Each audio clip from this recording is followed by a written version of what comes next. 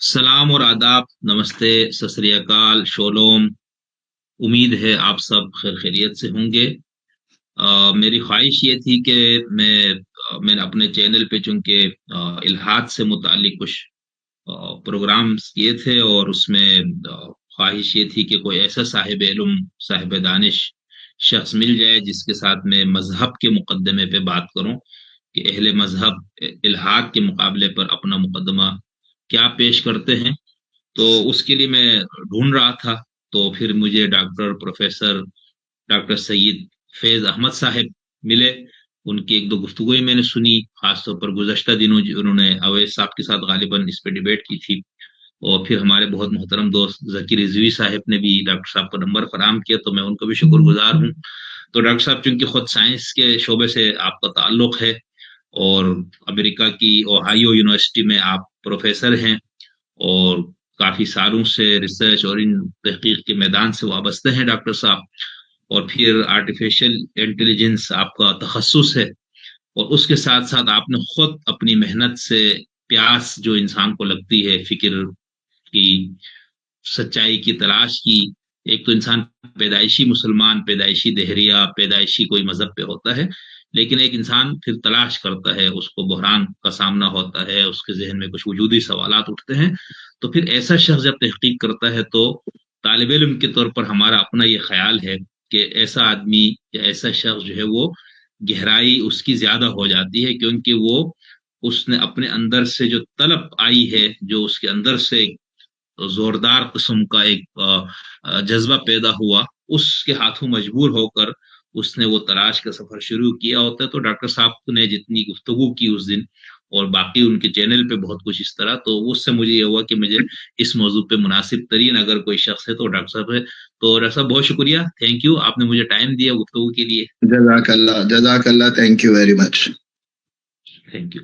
अगर डॉक्टर साहब, जब हम इल्हाद या मजहब का मुकदमा के ऊपर बात करेंगे या उस लफ्ज को इस्तेमाल करते हैं, तो मैं आगे जाने से पहले ये आपसे समझना चाहूंगा कि अगर हम आपसे ये पूछे कि मजहब या दीन या धर्म या रिलीजन है क्या, तो उसको आप कैसे डिफाइन करेंगे? शुक्रिया, बड़ा अच्छा आपने क्वेश्चन किया, और पहला क्वेश्चन ही बहुत खूबसूरत कि मजहब बेसिकली है क्या।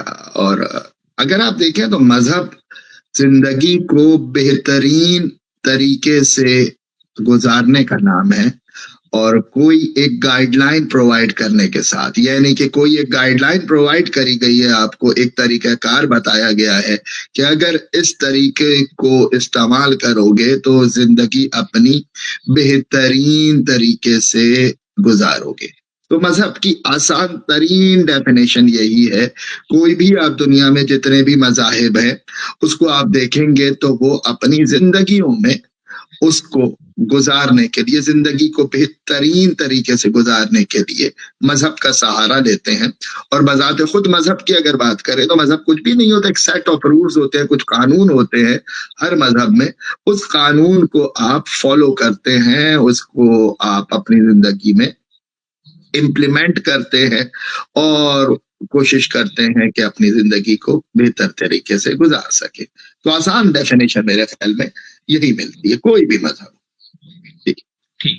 तो डॉक्टर साहब, जैसे अभी हम इंसान की सेकुलर दानिश की हिस्ट्री भी हम जब पढ़ते हैं, जिसको हम फिलोसफी कहते हैं, तो उसके अंदर भी बड़े बड़े दिमाग पैदा हुए। यानी अगर हम मल्ता से शुरू करते हैं, मगरबी फलसफा, यूनान का एक कस्बा, तो तालीस वगैरह जहाँ से, और उससे लेकर लम्हा मौजूद तक इंसानी तारीख के बड़े दिमाग आए। तो उनका भी ये दावा है कि हम इंसान के बुनियादी सवालों का जवाब दे रहे हैं। इंसान को बेहतर जिंदगी, सोसाइटी क्या है, बेहतर मुआशरा क्या है, अच्छा इंसान कौन होता है, इस फिजिकल कायनात की हकीकत क्या है, इसके पीछे कोई हकीकत है, यानी इस तरह के सारे सवालों का जवाब, दावा उनका भी ये है। लेकिन वो ये कहते हैं कि हम इसको रीजनिंग की बुनियाद पे हम इन सवालों का जवाब देंगे।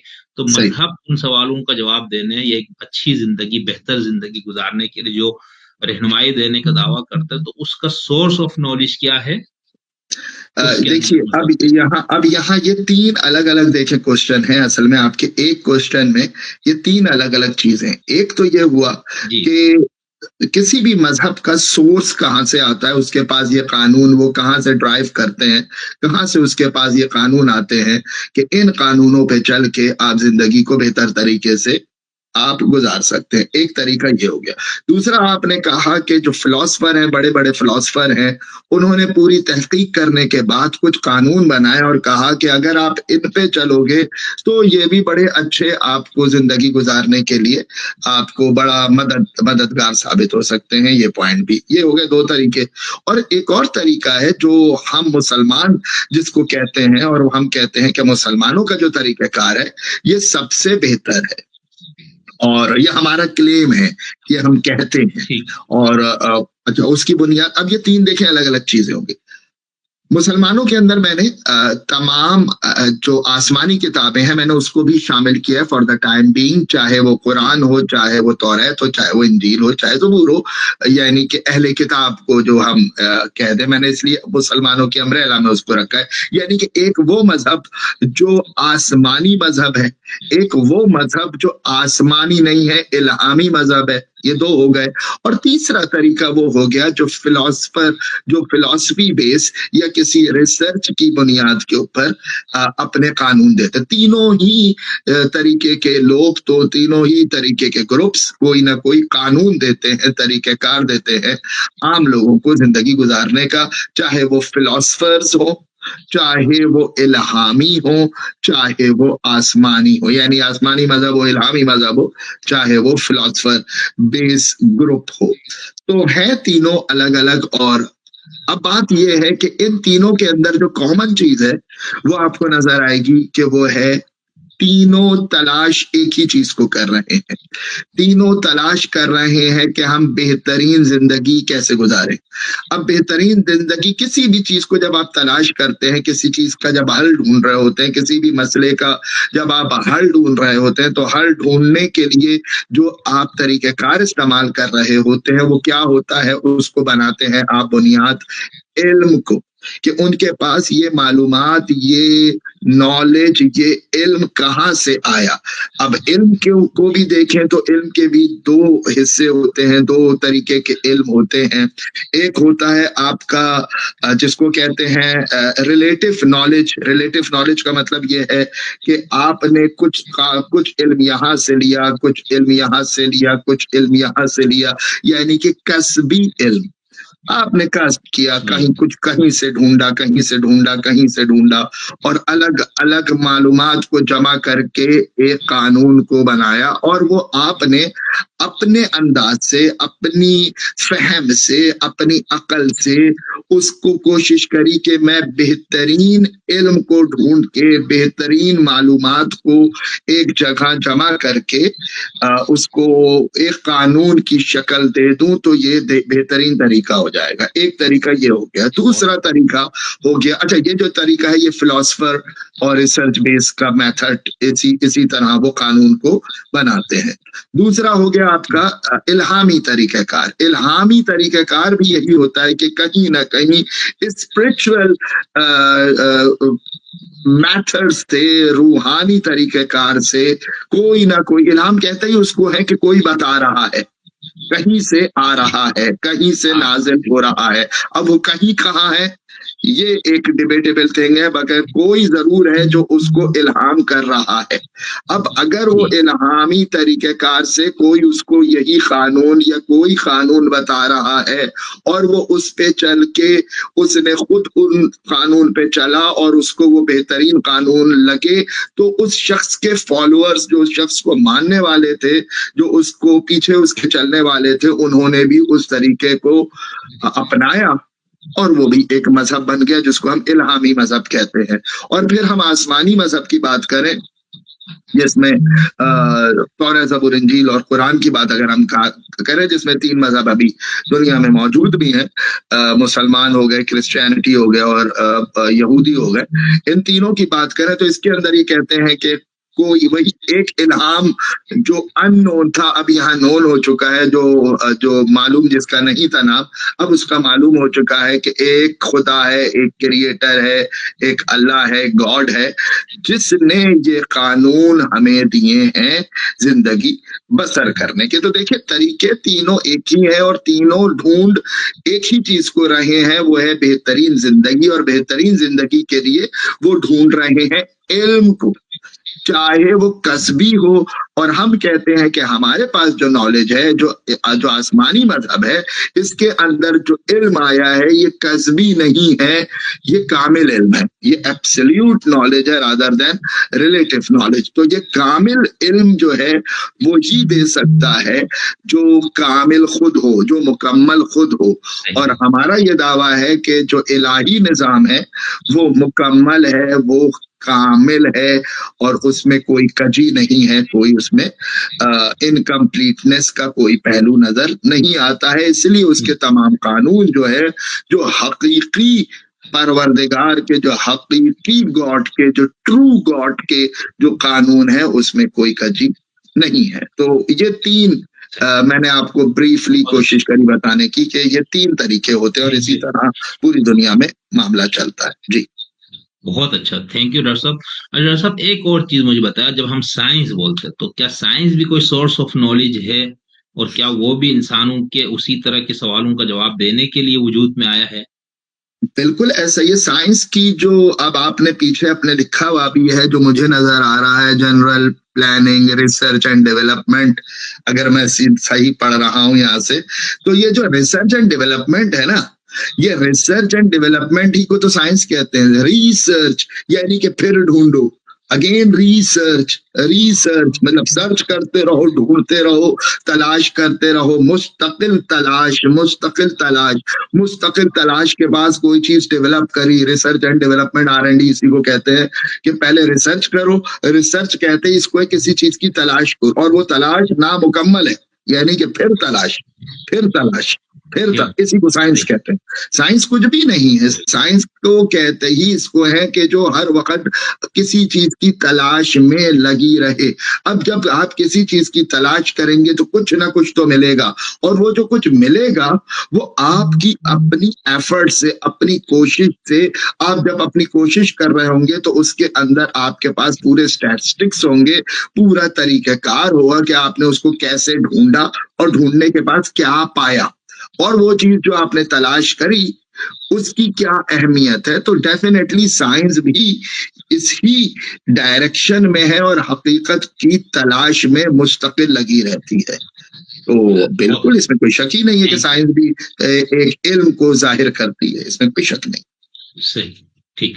अच्छा, अब मैं अगला एक सवाल करके फिर इस मजहब के मुकदमा उस पे हम मजहब के मुकाबले पे एक निज़ाम फिक्र मौजूद है जिसको हम एथियज्म या इल्हाद या उर्दू में दहरियत भी कहा जाता है। तो जब हम लफ्ज दहरिया या दहरियत या इल्हाद या एथियज्म इस्तेमाल करते तो उससे क्या मुराद है, वो क्या फिक्र है, वो क्या चीज है? देखिए जो आजकल वेस्ट के अंदर स्पेशली एथियज्म बहुत ज्यादा मतलब कॉमन है, स्पेशली जो पढ़े लिखे हजरात हैं, स्पेशली द यूनिवर्सिटी स्टूडेंट्स जितने हैं, ये मोस्टली जो है इल्हाद की तरफ, एथियज्म की तरफ ज्यादा टिल्ट होते हैं। और जो जनरल इसकी बात है, जो ट्रू इल्हाद की डेफिनेशन है मैं उसकी बात नहीं कर रहा हूँ, जो नॉर्मली आम इस्लाह, जो आम इल्हादी, आम एथियस्ट जो अपने आप को कहते हैं, वो कहते हैं कि हमें जो कानून चाहिए है उसकी कोई दलील हो, दलील होनी चाहिए, किसी भी कानून की दलील नहीं होनी चाहिए। हम किसी भी फेथ को इस तरह नहीं मानेंगे कि बस मानो, जिसकी कोई प्रूफ नहीं हो, कोई मंतक नहीं हो, कोई उसका एविडेंस नहीं हो। बगैर एविडेंस के, बगैर लॉजिक के हम किसी चीज को नहीं मानेंगे।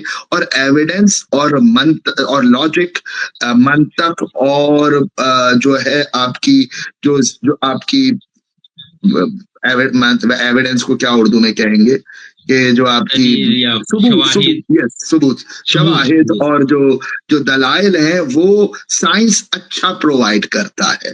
سائنس پرووائڈ ہی یہی دو چیزیں کرتا ہے, یا وہ شواہد کوئی دلیل دے گا یا وہ کوئی نہ کوئی لاجک دے گا, کوئی منطق دے گا. تو اس لیے وہ انہی دو بنیادوں کے اوپر چلتے ہیں, یا کوئی منطق ہو یا کوئی ثبوت ہو. ثبوت اور منطق اگر ہے تو صحیح ہے, ثبوت اور منطق نہیں ہے تو وہ چیز صحیح نہیں ہے. یہ الہاد کا بیسک جو اسٹیپس ہیں وہ اسی کے اوپر چلتے ہیں.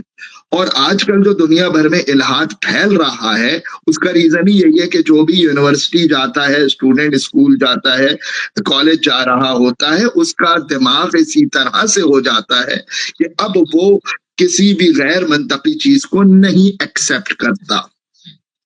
اس کو چاہیے کسی چیز کا ایک ثبوت یا ایک کوئی منطقی رزلٹ نکلے. اور انفارچونیٹلی ہمارے مذہب کے جو ٹھیکیدار ہیں, مطلب جو اس وقت علماء ہیں, خالی مسلمان کی بات نہیں کر رہا ہوں, میں ہندوؤں کی بھی بات کر رہا ہوں, یہودیوں کی بھی بات کر رہا ہوں, عیسائیوں کی بھی بات کر رہا ہوں, جتنے بھی ریلیجن ہیں, جتنے بھی مذہب ہیں, ان سب میں اس چیز میں لیک کرتے ہیں, کمی ہے ان میں کہ وہ کسی بھی چیز کا منطقی جواب دے سکیں.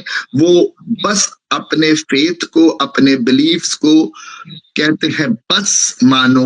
جب وہ کہتے ہیں بس مانو بغیر کسی دلیل کے, تو جو ایک نوجوان ہوتا ہے وہ کہتا ہے میں نہیں مانوں گا جب تک مجھے اس کی دلیل نہ دی جائے. بس یہاں سے وہ اس مذہب کو چھوڑ کے ایک ایسی چیز کی تلاش میں نکل جاتا ہے جس کی کوئی نہ کوئی دلیل ہو, کوئی نہ کوئی منطق, اور یہاں سے الہادیت شروع ہو جاتی ہے. صحیح. تو اب اس کو کاؤنٹر کرنے کے لیے آپ نے فرمایا کہ الہاد اس پہ کھڑا ہے کہ جو بھی بات کی جائے, جو بھی آپ نظریہ پیش کرے, کچھ بھی کہے تو اس کے لیے آپ ایک منطقی دلیل اور ایک اس کے لیے شواہد یا ثبوت فراہم کیا. تو اس کو پھر مذہب کیسے کاؤنٹر کرتا ہے؟ مثال وجود خدا ہے, کائنات کی تخلیق ہے, انسانیت کی ابتدا ہے, جنت جہنم ہے, ابدی زندگی ایک ہوگی. تو اس کو پھر اب دیکھیے پھر وہی والی بات ہے کہ ابھی آپ نے کہا مذہب کو کیسے کاؤنٹر کرتا ہے. الگ الگ مذہب جنرلی آپ نے دیکھا ہوگا کہ کوئی بھی مذہب منطقی بات کرتا ہی نہیں ہے. اس پہ آپ یہودیوں کو اٹھا لیں, آپ عیسائیوں کو اٹھا لیں, آپ ہندوؤں کو اٹھا لیں, ان کے جتنے ریچولز ہیں, جتنے طریقہ کار ہیں, وہ کہتے ہیں بس مانو, بس مانو.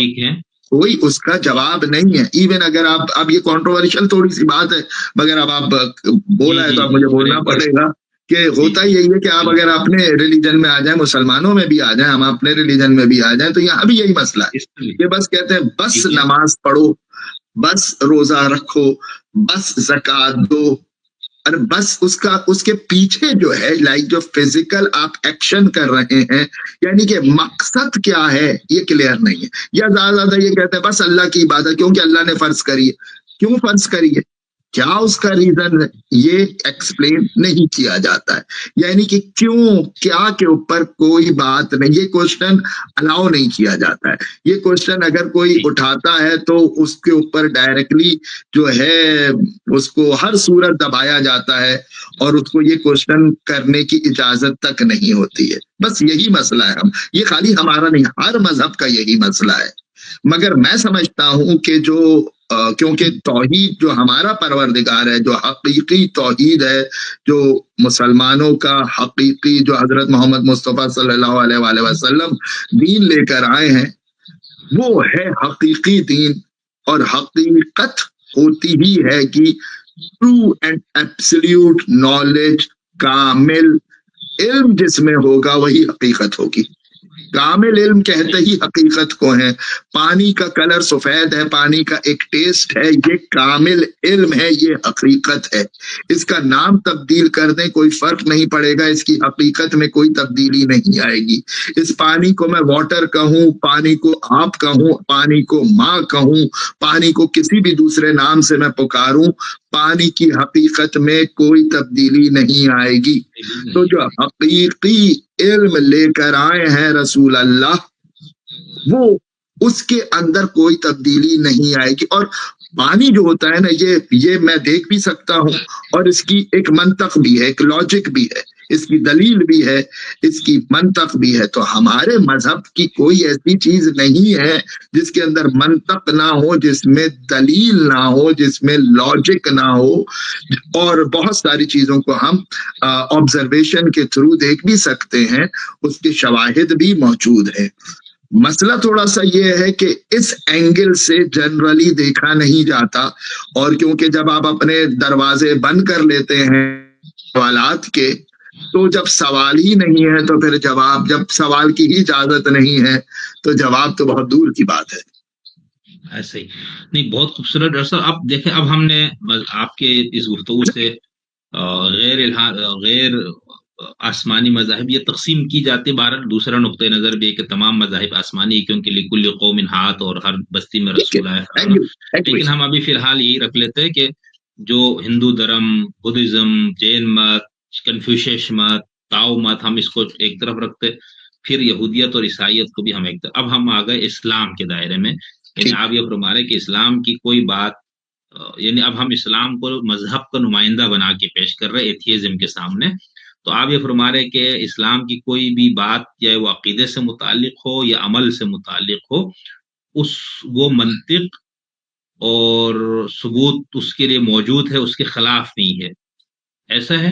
بالکل کیسے, مگر تھوڑا سا اس لفظ کو تبدیل کر دیں, جو کیونکہ آپ کو پتا ہے جو پروردگار ہے نا ہمارا کہ ہم سب کا, وہ رب المسلمین نہیں ہے, رب العالمین ہے. بسم اللہ الرحمن الرحیم, الحمدللہ رب المسلمین نہیں ہے, رب العالمین ہے. اسی طرح جب رسول اللہ کی بات آئی تو انہوں نے کہا کہ رحمت للعالمین, یہ رحمت للمسلمین نہیں ہے.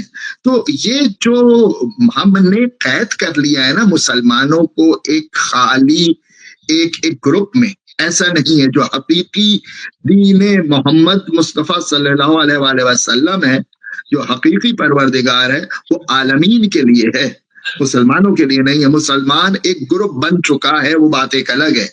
ایک گروپ بننا بات الگ ہے. میں نے جیسے ابھی کہا نا, پانی کسی مذہب کا نہیں ہے. جو حقیقت ہوتی ہے وہ کسی مذہب کی نہیں ہوتی, حقیقت سب کی ایک ہوتی ہے. جو سورج کی روشنی ہے یہ حقیقت ہے. اب یہ مسلمان ہے, ہندو ہے, یہودی ہے, کیا ہے, آپ نہیں کہہ سکتے, کیونکہ یہ حقیقت ہے. حقیقت ایک ہی ہوتی ہے. ہاں, لوگوں نے اپنے اس حقیقت کو اپنے رنگ میں رنگ کے گروپس بنا لیے ہوتے ہیں, اور وہ اس کو مذہب کا نام دیتے ہیں. اب میں اپنے الفاظوں کو پھر تبدیل کر رہا ہوں. جو حقیقی دین اسلام ہے اس کے اندر کوئی ایسی چیز نہیں ہے جو لاجیکل نہیں ہو, جو غیر منطقی ہو. اس کے اندر یقیناً منطق ہوگی. اس کا ریزن یہ ہے کہ جو حقیقی علم ہوتا ہے وہ ہوتا ہی منطقی ہے, علم ہوتا ہی لاجیکل ہے. لاجک لیس علم ہو ہی نہیں سکتا. علم بھی ہو اور اس میں کوئی منطق نہیں ہو, یہ ممکن ہی نہیں ہے. یہ لاجک انلاجیکل ہو ہی نہیں سکتا.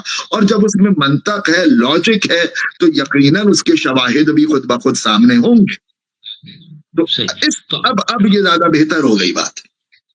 صحیح. تو آپ کے جو فرمانا چاہ رہے اس کے حساب سے علم کیا ہے کی ڈیفینیشن کیا بتایا آپ نے, کہ وہ منطق اور علم یہ دونوں ہم پلہ ایک چیز ہے.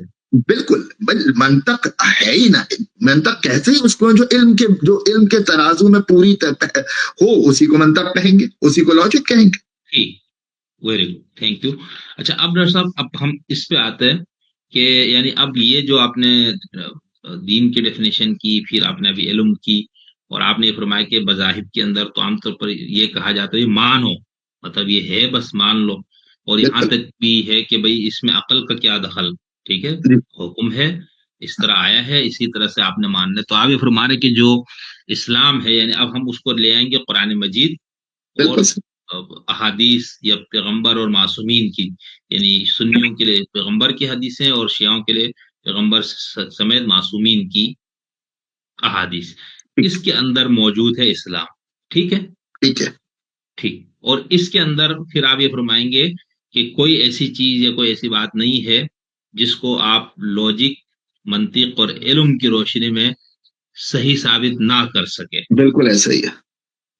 میں یہ کہتا ہوں کہ اسلام کا جو حقیقی دین اسلام ہے اس کا فیتھ بلائنڈ نہیں ہے. ہمارے فیتھ جنرل ڈیفینیشن فیتھ کی یہ ہوتی ہے کہ فیتھ بلائنڈ ہوتا ہے, اندھا ہوتا ہے. آپ کا جو بلیو ہے بس بلیو اندھا ہوتا ہے, مگر ہمارا فیتھ بلائنڈ نہیں ہے. کیوں؟ کیونکہ توحید جو حقیقی علم ہے بلائنڈ ہوتا ہی نہیں ہے. علم بلائنڈ ہوتا ہی نہیں ہے, علم اندھا ہوتا ہی نہیں ہے. اگر علم بھی اندھا ہے تو پھر کائنات کیا, دنیا کی کوئی ایسی چیز نہیں ہے جس کی آنکھیں ہیں. زبردست. تو اب اگر جیسے پھر ظاہر سے تو جب ہم یہ کہہ رہے کہ اسلام یا دین یا جو خدا کی طرف سے آیا ہوا الہام یا تعلیمات جو ہے وہ عقل, منطق اور سائنسی حقائق کے بھی خلاف یہ نہیں ہو سکتا, ایسا ہی ہے؟ جو سائنس جو حقیقی, دیکھیں سائنس کے اندر, کیونکہ سائنس انکمپلیٹ نالج ہے نا, سائنس کا میں نے کہا کہ ریسرچ سرچ کر رہی ہے, ڈھونڈ رہی ہے اور پھر ڈھونڈ رہی ہے, پھر ڈھونڈ رہی ہے, پھر ڈھونڈ رہی ہے. اچھا, ڈھونڈی اسی کو چیز جاتی ہے جو ابھی مکمل تلاش نہ ہوئی ہو. اگر وہ مکمل تلاش ہو گئی ہو, اس کے اندر امپروومنٹ کی گنجائش ہی نہ ہو, تو اب تو اس کو ڈھونڈا نہیں جائے گا. جب اس کو ڈھونڈا نہیں جائے گا تو سائنس نہیں رہے گی. صحیح. تو ہاں وہ چیزیں جو ڈھونڈ لی گئی ہیں, اب اس کے اندر خاص امپروومنٹ نہیں ہے, وہ یقیناً منطقی ہے. یا میں یہ کہوں کہ جو ڈھونڈا جا رہا ہے اس کی جو جہد ہے, جو ڈائریکشن ہے, وہ وہی ہے جو اسلام کی ہے. یہ زیادہ بہتر. لیکن اس میں جیسا ہم یہ کہیں گے نا, سائنس میں کچھ چیزیں ہیں جو مسلمات ہیں, فیکٹس, مطلب اب وہ مسلمہ ہو چکا ہے اور صدیوں سے اس کو, یا گزشتہ چند صدیوں میں یا گزشتہ کچھ عرصے میں, ایک تو کچھ مسلمات ہے. سائنس میں کوئی چیز ایبسلیوٹ مسلمات میں کوئی بھی چیز نہیں. سائنس یہ نہیں کہتا ہے کہ اب یہ تبدیل ہو ہی نہیں سکتی. سائنس کہتا ہے کہ ممکن ہے کہ اس میں بھی تبدیلی ہے. مطلب یہ اگر یہ اسٹیٹمنٹ دیا جائے نا کہ سائنس کے کچھ چیزیں, کچھ قانون مسلم ہے, یہ اسٹیٹمنٹ صحیح نہیں ہوگا. ہاں, وہ یہ کہتے ہیں ابھی تک یہ قانون جو ہے یہ ایبسلیوٹ ہے, اس کے اندر ابھی تو تبدیلی نہیں ہو رہی, مگر اگر کوئی اس سے بہتر لے آئے گا تو ہم تبدیل کر دیں گے. دروازے بند نہیں کیے انہوں نے دروازے بند نہیں کیے. ہاں, اب صحیح ہے. Thank you. تو جیسے ہم یہ کہتے ہیں نا کہ سائنس کی ڈیفینیشن میں کارل پوپر وغیرہ نے کہ سائنس وہ ہے جس کو غلط ثابت کیا جا سکے کسی بھی وقت, جب بھی, ٹھیک ہے, یعنی جب بھی اس کے مخالف قرائن, شواہد اور وہ چیزیں اتنی مضبوطی سے آ جائے تو غلط ہو جائے گا. لیکن جیسے مثال کے طور پر ابھی تک سائنس کی کوئی دریافت ہے, مثال بہت ساری, یا جیسے میں یا آگے میں کچھ مثالوں سے پھر آپ سے سمجھنا چاہوں گا, میں ابھی صرف تمہید پہ ہوں ابھی. تو اس میں جیسے ہم کہیں گے کہ مثال پہلے یہ کہا کہ سورج چل حرکت میں ہے, پھر کہا نہیں زمین حرکت میں ہے, پھر کہا دونوں حرکت میں ہے نا. تو اب جس دور میں کہا جا رہا تھا کہ بھائی سورج حرکت میں ہے, زمین ساکن ہے, اس وقت قرآن کا نزول ہوا اور دنیا بھر میں وہی سائنسی نظریہ رائج تھا. پھر بعد میں سائنس میں تبدیلی آ گئی, انہوں نے کہا نہیں بھائی زمین جو ہے وہ حرکت میں ہے, سورج جو ہے وہ ساکن ہے. اس وقت قرآن کی تفسیریں یہ سب لکھی جا رہی تھی. پھر اب جدید میں آ گیا کہ نہیں دونوں حرکت میں ہیں. ایسی صورتحال میں ہم یہ کیا, تو ان میں سے کون سی چیز کا ہم کہیں گے کہ اس کا کوئی, یعنی قرآن مجید میں جیسے کل فی فلک یسبحون بھی آتا ہے, والشمس تجری لمستقر لہا بھی آتا ہے, اور زمین سے متعلق یہ ہے کہ ہم نے اس کو فرش بنایا اور یہ سب کچھ. تو اس طرح کی کچھ چیزیں یہ کہہ سکتے ہیں آپ کے, یعنی قرآن مجید کی کچھ ایسی چیز جس کو آپ یہ کہیں کہ وہ سائنس سے متصادم ہے, ایسا کچھ ہو سکتا ہے؟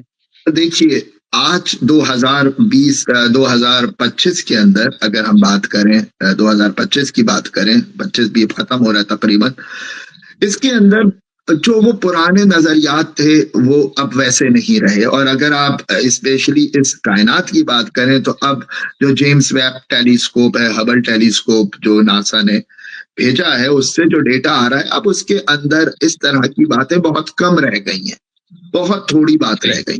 مگر یقیناً جو دین کامل ہے وہ الہی علم ہے, اور جو پروردگار نے جو قرآن بھیجا ہے وہ کامل ہے, مکمل ہے, ایبسلیوٹ نالج ہے.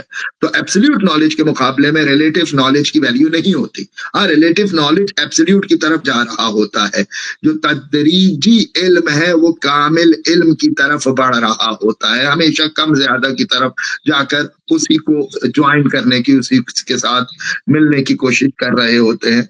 तो मेरे ख्याल में हाँ सही है, आज से 100 साल पहले आपका ये कहना किसी हद तक सही था, मगर आज की दुनिया में कोई ऐसी चीज मुझे बज़ाहिर नहीं नजर आ रही। हाँ, बहुत सारे साइंस की चीजें वो उनके स्टेट्समेंट, उनके जो रिजल्ट है वो गलत निकालते हैं, मगर वो चीजें होती उसी डायरेक्शन में है। यानी कि जैसे अगर मैं आपकी डार्विन की थ्योरी की बात करें, तो डार्विन कहता है बंदर से इंसान बना, तो ये उसने रिजल्ट गलत निकाला, मगर अगर आप उसके स्टेप्स देखें ना, तो ये कुरान के अंदर लिखे हुए हैं। उसने रिजल्ट गलत निकाला, जो उसने देखा, देखिए भाई, उसने देखा सही, समझा गलत, बोला गलत, मगर उसकी जो ऑब्जर्वेशन थी वो गलत नहीं थी। वो क्या कह रहा है कि पहले जो है ना पानी, वो पहले जो है ना इंसान जो है ना वो मछली से, बल्कि वो बिल्कुल मछली का अंडा था, फिर वो मछली बना, फिर वो मछली के बाद जो है ना वो मेंढक बना, फिर वो पानी से बाहर मगरमच्छ बना, फिर वो पानी से बाहर आके रेंगने लगा, फिर वो है ना जो है जानवरों की तरह 4 टांगों पे चला, फिर वो झुक के चला, फिर वो सीधा होके इंसान बन गया। अगर आप देखें कुरान के अंदर है कि यही तो वो मराहिल हैं जो एक बच्चे के होते हैं, कि पहले माँ के पेट में होता है, बिल्कुल पानी के अंदर होता है, एक बिल्कुल मछली के बच्चे की तरह होता है। और अगर आप स्टेप्स इंसान के बच्चे को देखें किसी माँ के पेट के अंदर, तो वहां भी इसी तरह के स्टेप्स हैं। फिर वो पानी से बाहर आ जाता है और फिर वो एक जानवर की तरह से चलने लगता है, क्रॉलिंग करता है, फिर वो कभी उठता है, कभी बैठता है, फिर वो इंसान बन जाता है। और जब वो इंसान बन जाता है, ये वही वक्त है जब उसके ऊपर नमाज़ें वाजिब कर दी जाती हैं। तो ये देखिए, तो उसने देखा गलत नहीं, मगर उसने उसका रिजल्ट गलत निकाला। पूरी थ्योरी गलत नहीं है, पूरी थ्योरी गलत नहीं है, हाँ, मगर उसका रिजल्ट उसने गलत निकाला और उसकी कोई दलील नहीं है उसके पास। हमारे पास दलील है। इस पे मैं आऊंगा डॉक्टर साहब। अब मैं चाह रहा था कि तमहीद ने मेरे लिए कुछ चीजें क्लियर हो जाए और इंशाल्लाह हमारे देखने वालों को भी शायद इसी तरह से। तो यहाँ तक हमने तमहीदी एक कुछ बातें की। अब मैं आपसे ये कहना सवाल पूछना चाहूंगा। आपने फरमाया कि दीन जो है खुदा की तरफ से आया हुआ आखिरी हतमी हकीकत इल्म जो है, वो उसमें क्या और क्यों का सवाल का जवाब मिलेगा आपको, सही है? कुरान और अहादीस में, हकीकी अहादीस और कुरान के अंदर हर चीज का जवाब मिलेगा। ठीक। तो अब जब हम मजहब को देखते हैं तो यानी इस्लाम, अब मैं मजहब बोलूंगा तो उसमें तमाम मज़ाहिब आ जाएंगे, तो मैं इस्लाम यूं बोल रहा हूँ महसूस करने के लिए। तो उसके अंदर जो खुदा का कॉन्सेप्ट है, तसव्वुर खुदा कि एक हस्ती है और इसने सारा कुछ ये किया, तो अगर मैं आपसे ये पूछूं कि खुदा क्या है, अभी कौन है पे मैं नहीं आ रहा हूँ, तो उसका क्या जवाब है आपके पास? देखिए क्या है? अब देखिए, हमेशा जो सवाल करता है ना, उसके हिसाब से जवाब दिया जाता है। अब आप एज अ मुसलमान होने के नाते आपका जवाब कुछ और होगा, आपको मैं जवाब कुछ और दूंगा। मगर फर्ज करें कोई ये मुझसे पूछता है, एथियस्ट, गैर मुसलमान, जो किसी मजहब को नहीं जानता, हाँ, वो किसी हकीकी इल्म की तलाश में है, एक ऐसा शख्स जो हकीकी इल्म की तलाश में है, उसको मैं जवाब दूंगा कि खुदा एनर्जी ही एनर्जी है, ताकत ही ताकत है। अब एनर्जी, ताकत, नूर एक ही चीज के 3 अलग अलग नाम है। अब पुरानी अल्फाज को कहेंगे तो नूर है, ताकत उर्दू का हो गया, और एक साइंटिफिक टर्मिनोलॉजी जो है वो एनर्जी है। तो मैं कहूंगा जो क्रिएटर है वो एनर्जी है और कुछ भी नहीं। जो कामिल एनर्जी है, जिस एनर्जी से सब कुछ बना, वो क्रिएटर एनर्जी है। ये एक लफ्ज में हर चीज कैद हो जाती है। ये एक आसान तरीन डेफिनेशन जो मैं कह सकता हूं क्रिएटर की, वो कुछ भी नहीं, एनर्जी है, नूर है, कुव्वत है। नहीं, तो ये तो बहुत अच्छा आपने बताया, लेकिन अब यहाँ पर चूंकि हम इल्हाद के मुकाबले पे मजहब का मुकदमा पेश कर रहे हैं ना, तो इसलिए आपने उसी हिसाब से उसका जवाब दिया। तो अब हाँ, तो अब ये एक एनर्जी जिसको आप फरमा रहे, तो उससे मुझे तो कुछ वो समझ में नहीं आ रहा है ना कि भाई एनर्जी जैसे मिसाल नूर आपने कहा, चलो हम रोशनी को ले लेते, ये जो आपकी स्वात रोशनी, ये सब कुछ, तो वो नूर के अंदर जो आपके यहाँ पूरा उसके साथ जिस्मानी सारी चीजें उसके साथ लाहिक की हुई है कुरान में, फिजिकल जो बॉडी, एक मादे की सारी सिफात, मिसाल वो बोलता है, वो सुनता है, वो देखता है, وہ نگرانی اچھا میں سمجھ کرتا ہے، یہ کیا ہے؟ دیکھیے اگر خدا ایک وجود رکھتا جس کے ہاتھ بھی ہوتے، جس کا پیر بھی ہوتا، جس کا چہرہ بھی ہوتا، جو اپنی زبان سے بولتا بھی، جس کی ایک زبان بھی ہوتی، جب زبان بھی ہوتی تو لہجہ بھی ہوتا، اگر خدا کا لہجہ ہوتا، خدا خود ہوتا، تو پھر خدا کو کسی پیغمبر کی، کسی نبی کی ضرورت ہی پیش نہ آتی. وہ اپنے مخلوق کو سکھانے کے لیے خود اس دنیا میں اتر کے اپنی مخلوق کو سکھاتا، اور وہ بار بار اتر سکتا تھا، مطلب کیونکہ خدا تو ہمیشہ سے ہے، ہمیشہ رہے گا، تو وہ بار بار اتر کے ہاں میں اسی لیے میں نے کہا اگر، اور وہ اگر کہیں سے اترتا تو وہ کہیں رہتا، اور اگر وہ کہیں رہتا تو یقیناً کہیں دوسری طرف نہیں ہوتا، یعنی کہ اس کی وہ اگر میرے سامنے ہوتا تو میرے پیچھے نہیں ہوتا، اور اگر میرے پیچھے ہوتا تو میرے سامنے نہیں ہوتا. تو اگر کوئی خدا کا وجود مان رہا ہے تو اس نے خدا کو قید کر دیا کسی ایک خاص مقام پہ، اور جو ایک مقام پہ آ جائے وہ خدا ہو ہی نہیں سکتا. جو حقیقی توحید ہے وہ تو ہے یہی کہ خدا پہ آپ کا وہ پھر کہاں کہتے کہ خدا ہر جگہ موجود ہے اور خدا ہماری شہرک سے بھی زیادہ قریب ہے. جب وہ خدا شہرک سے بھی زیادہ قریب ہے تو پھر اس کا مطلب وہ ادھر ہے اور ادھر نہیں ہے. خدا ہر جگہ ہے. خدا کی تعریف یہ نہیں ہے خدا ہاتھ پاؤں نہیں رکھتا، خدا چہرہ نہیں رکھتا، اس طرح چہرہ نہیں رکھتا، خدا پیر نہیں رکھتا، خدا اپنا پہلو نہیں رکھتا، خدا اپنی آنکھیں ذات میں نہیں رکھتا. خدا ایک ایسے وجود کا نام ہے جس کے اندر ہر شے موجود ہے، ایسا وجود جس کی کوئی مثل نہ ہو، جو بے مثل ہو، جس کی کوئی بھی مثال نہیں ہو سکتی. توحید کی اور اچھے الفاظوں میں اگر میں بیان کروں تو آپ جانتے ہیں کہ جو بھی اچھا اس کے مقابلے میں مخلوق کو دیکھ لیتے ہیں، کیونکہ ہمیشہ ہم کسی چیز کو سمجھتے ہیں اس کے مخالف شے سے، یعنی کہ جو کالا نہیں ہے وہ گورا ہے، اندھیرا نہیں ہے تو روشنی ہے، تو ہمیشہ ہم مخالف شے سے سمجھتے ہیں.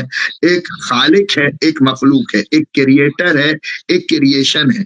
اگر ہم کریشن کی بات کریں، جتنی بھی مخلوقات ہیں اس کی یقیناً کوئی نہ کوئی صفت ضرور ہے. فرشتے ہیں، اینجل ہیں، تو ان کی ایک خاص صفت ہے، ایک خاص صفت ہے. ملک الموت کی ایک خاص صفت ہے، جبرائیل کی ایک خاص صفت ہے، اسرائیل کی ایک خاص صفت ہے. اگر انسان ہے تو ان کی ایک خاص صفت ہے، جانوروں کی الگ خاص صفت ہے. ہر شے کی صفت الگ الگ ہے، اور ہر شے ایک صفت کو ایک ہی وقت میں ظاہر کرتی ہے.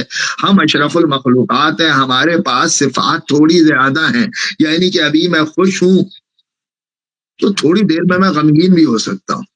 اگر میں ابھی رحم دل ہوں تو تھوڑی دیر میں مجھ سے بڑا ظالم بھی کوئی نہیں ہو سکتا. اگر میں مطلب یہ اگزامپلز ہے کہ ہم اپنی کیفیتوں کو تبدیل کرتے ہیں، اور ان کیفیتوں کے تبدیل کرنے سے آپ کی صفات تبدیل ہوتی ہیں. آپ کی جو حرکتیں، آپ کی جو صفات ہیں اس میں تبدیلی آتی ہے. پروردگار کی صفات میں کبھی تبدیلی نہیں آتی. اب وہی والی بات ہے، اگر صفت میں تبدیل آ رہی ہے تو وہ پروردگار تو وہ حقیقی توحید نہیں رہتی. حقیقی توحید اگر کسی ایک جگہ آپ نے اس کو کہہ دیا تو یعنی کہ وہ دوسری جگہ نہیں ہے، تو ایسا خدا نہیں ہو سکتا. خدا ہوتا ہی وہی ہے، حقیقی توحید کہتے ہی اس کو ہے جو ایک ہی وقت میں قہار بھی ہو اور اسی وقت وہ جمال بھی ہو. جس وقت وہ قہار ہے اسی وقت وہ جمال ہے، اسی وقت وہ جلال ہے، اسی وقت وہ رحمان ہے. اس کو اپنی کیفیتوں کو تبدیل نہیں کرنا پڑتا، یعنی کہ اپوزٹ کیریکٹرسٹک جب ایک جگہ جمع ہو جاتی ہیں اور ایک ہی نقطے پر، ایک ہی پوائنٹ پہ، ایک ہی وقت میں جب یہ تمام صفات ظاہر ہوں، اس کو توحید کہتے ہیں. اور یہ مخلوق میں ہو ہی نہیں سکتی، یہ مخلوق کسی بھی مخلوق میں ہو ہی نہیں سکتی، اور جو مخلوق ہو ہی نہیں سکتی اسی کو خدا کہتے ہیں. बहुत जो अच्छा, मखलूक हो ही बहुत नहीं जबरदस्त। सकती वही खालिक होगा। तो खालिक और मखलूक में यही फर्क है। मखलूक की सिफतें महदूद हैं और वो अपनी एक सिफत जरूर जाहिर करेगा, मगर जो खालिक होगा उसकी एक सिफत नहीं होंगी, कई सिफात होंगी, लामहदूद सिफात होंगी, और वो लामहदूद सिफात को एक साथ जाहिर कर रहा होगा एक ही वक्त में, एट अ टाइम, अलग अलग नहीं, एक ही लम्हे, एक ही लहजे में, एक ही आन में तमाम सिफात जो जाहिर करे, ये है हकीकी तौहीद। तो यानी कि वो हर जगह है, कोई ऐसी जगह नहीं है जहां वो नहीं है, ये है हकीकी तौहीद। जब वो हर बहुत जगह अच्छा। है तो अब ये सवाल खत्म हो गया कि वो कहां से आया था, कहां जाएगा, कहां से उतरेगा और कहां जाएगा। उसका अब चेहरा खत्म हो जाएगा, उसके अब हाथ नहीं नजर आएंगे, अब हमें उसका पहलू नहीं नजर आएगा, अब हमें उसकी आंखें नहीं नजर आएंगी। वो हकीकी तौहीद हकीकत है, हकीकत हर जगह मौजूद है, उसको कैद नहीं किया जा सकता, ना जमान में ना मकान में। जब जमाना ही नहीं है, मकान भी नहीं है, जमान भी नहीं है, मगर वो है, क्योंकि वो हर चीज से पहले है, क्योंकि वो हर चीज से बुलंद है, क्योंकि वो हर चीज से जुदा है, मगर हर चीज हर शय में है। बहुत अच्छा। जैसा अब इसमें दो सवाल तालिब इल्म के तौर पर मैं करना चाहूंगा। एक तो ये कि मजहब यानी मुसलमानों का खास तौर पर दावा यह है कि हमारे पास जो आखिरी वही पर मबनी किताब वो महफूज है और उसमें खुदा का तारुफ मौजूद है, ठीक है। यानी अगर कोई पूछे कुरान में सबसे ज्यादा क्या मसला डिस्कस हुआ, तो मेरे ख्याल से तौहीद, वहदानियत और शिरक की तरदीद। तो जब हम उस किताब को पढ़ते हैं तो उसके अंदर तो उसने अपने लिए हाथ भी बताया हुआ है, उसने अपने लिए आंखें भी बताई हुई है, उसने अपने लिए अर्श का भी जिक्र किया हुआ है, और बाकी भी ये सारे अवारिस का जिक्र उसने अपने लिए किया। एक तो आप मुझे ये थोड़ा सा समझा दीजिएगा कि वो क्या है। और दूसरा जो आपने फरमाया कि हम खालिक को या उस मुतलक एनर्जी को समझने के लिए हम मुआज़ने के तौर पर मखलूक को हम देखते, तो मखलूक में ये नक्स है। तो मखलूक तो मेरे सामने मौजूद है ना, इंसान में खुद हूँ, आप हैं, बाकी मखलूकात इंसान से नीचे की वो सब हम देख रहे हैं कि उसके अंदर ये मसाइल है। अब जो खुदा से मुतालिक आपने इतनी लंबी गुफ्तगू की, तो वो तो सिर्फ एक तखय्युल है ना, यानी आपके ख्याल है ये, ठीक, उसको हम कैसे टेस्ट करेंगे कि भाई कोई इस तरह का खुदा है। ये दो चीजें जरा समझा ये दो दीजिए। चीजें हो गई। पहले मैं पहले वाले की बात करता हूँ, फिर इसकी दूसरे वाले की बात जी करता हूँ। जी। पहले आपने कहा कि अल्लाह, कुरान के अंदर बज़ाहिर तो हमें वजहुल्लाह भी नजर आ रहा है, यदुल्लाह भी नजर आ रहा है, ऐनुल्लाह भी नजर आ रहा है।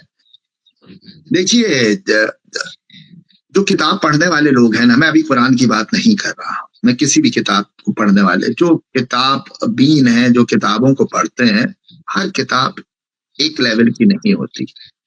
कुछ किताबें ठीक है। होती हैं जो बिल्कुल बच्चों को पढ़ाई जाती हैं, जिसके अंदर छोटी छोटी कहानियां होती हैं, छोटे छोटे किस्से होते हैं, और बहुत क्लियर होती हैं, बिल्कुल बहुत साफ साफ होती हैं। कुछ ऐसे ही है। किताबें होती हैं जो थोड़ी सी मुश्किल होती हैं, और कुछ किताबें होती हैं जो बहुत मुश्किल होती हैं। वो जो बहुत मुश्किल किताब है, उसको मुश्किल इसलिए कहा जाता है कि एक जुमले में, एक लाइन में, एक सतर में पूरी जो 10 पेज की, जो 10 घंटे की गुफ्तगू थी, वो एक जुमले में उसमें कैद करी जाती है। अक्सर शायर इस तरह का काम करते हैं कि पूरे जो वाकया है उसको 2 जुमलों में बयान कर देते हैं। तो वो 2 जुमलों में पूरे वाकया, पूरी जो तारीख है, उसको 2 जुमलों के अंदर कैद कर देते हैं। और यही वजह है कि फिर हम शायर के शेरों की तशरीह करते हैं। तशरीह की जरूरत तभी पड़ती है कि जब वो इतनी क्लियर ना हो, तभी तो हम तशरीह कर रहे हैं। अब जो कुरान है, ये परवरदिगार का है। अब क्या परवरदिगार आम इंसानों जैसा है? यकीनन नहीं। वो तो आलिमुल गैब है, आलिमों का आलिम है, जो आलिमों का भी बनाने वाला हो, जो आलम का बनाने वाला हो, तो आलिम की कोई वैल्यू नहीं रहती उसके आगे। जो इल्म का बनाने वाला हो, जो इल्म को सामने लाने वाला हो, उसके आगे इस छोटे इल्म की जरूरत, वैल्यू नहीं रहती। तो परवरदिगार ने जो अपनी किताब दी है, तो खाली किताब नहीं दी, खाली अगर किताबी देना ये होती उसको, तो किसी भी जमाने में किसी भी कौम के लिए खाली वो किताबें नाजिल कर देता, रसूल की जरूरत ही नहीं होती, नबी की जरूरत ही नहीं होती, अपने हादियों की जरूरत ही नहीं होती। ये जो हादी साथ में रखा ना, वो रखा ही इसलिए कि ये किताब तुम समझ नहीं सकते हो, इस किताब को मैंने नाजिल किया है। जब परवरदिगार ये क्लेम कर रहा है, किसी चीज को ओन कर रहा है, तो वो परवरदिगार का ओन किसी चीज को करना वो ऐसा नहीं है कि हर ऐरा गैरा उसको समझने लगे। इसीलिए साथ में हर किताब के साथ एक किताब का सिखाने वाला भी साथ में भेजा और कहा कि ये जो सिखाने वाला है ना, इससे पूछो, ये तुम्हें बताएगा इस किताब की सही तशरीह, ये तुम्हें बताएगा कि नमाज का जिक्र तो है मगर नमाज पढ़नी कैसे है ये बताएगा, रोजे का तो जिक्र है मगर रोजे को पूरा सरंजाम कैसे देना है ये बताएगा, जिहाद का तो जिक्र है मगर जिहाद की क्या क्या कंडीशंस होंगी, ऐसा नहीं है कि किसी को पकड़ के भी कत्ल कर दो, ये बताएगा रसूल, ये तुम नहीं बताओगे। हमारे साथ मसला ये हुआ कि हमने किताब को अपने अंदाज से, जितनी हमारा नॉलेज थी, जितना हमारा इल्म था, मैंने उठाया और मैंने किताब को पढ़ना शुरू किया और अपने अंदाजों के हिसाब से उसको समझने की कोशिश करी। अब जितना मेरा फहम था, जितनी मेरी अकल थी, मैंने उसके हिसाब से तो कर लिया, और इसको मैंने कर लिया महदूद, क्योंकि मेरी अकल थी महदूद। जब मेरी अकल थी महदूद तो मैंने कुरान की आयत निकाली कि यार ये तो कुरान में तो है कि कुरान कहता है कि जमीन जो है ना ये बिल्कुल सीधी है, फ्लैट है, तो मैंने कहा नहीं, इसका मतलब ये है कि ये फ्लैट है, अब ये फ्लैट है तो जमीन जो है ना गोल हो ही नहीं सकती। ये मेरे अकल ने कहा, ये कुरान ने नहीं कहा। कुरान ने ये नहीं कहा। बिछोने का मतलब ये नहीं है कि हमने जमीन को बिछोना बनाया तो इसका मतलब ये नहीं है कि वो फ्लैट है।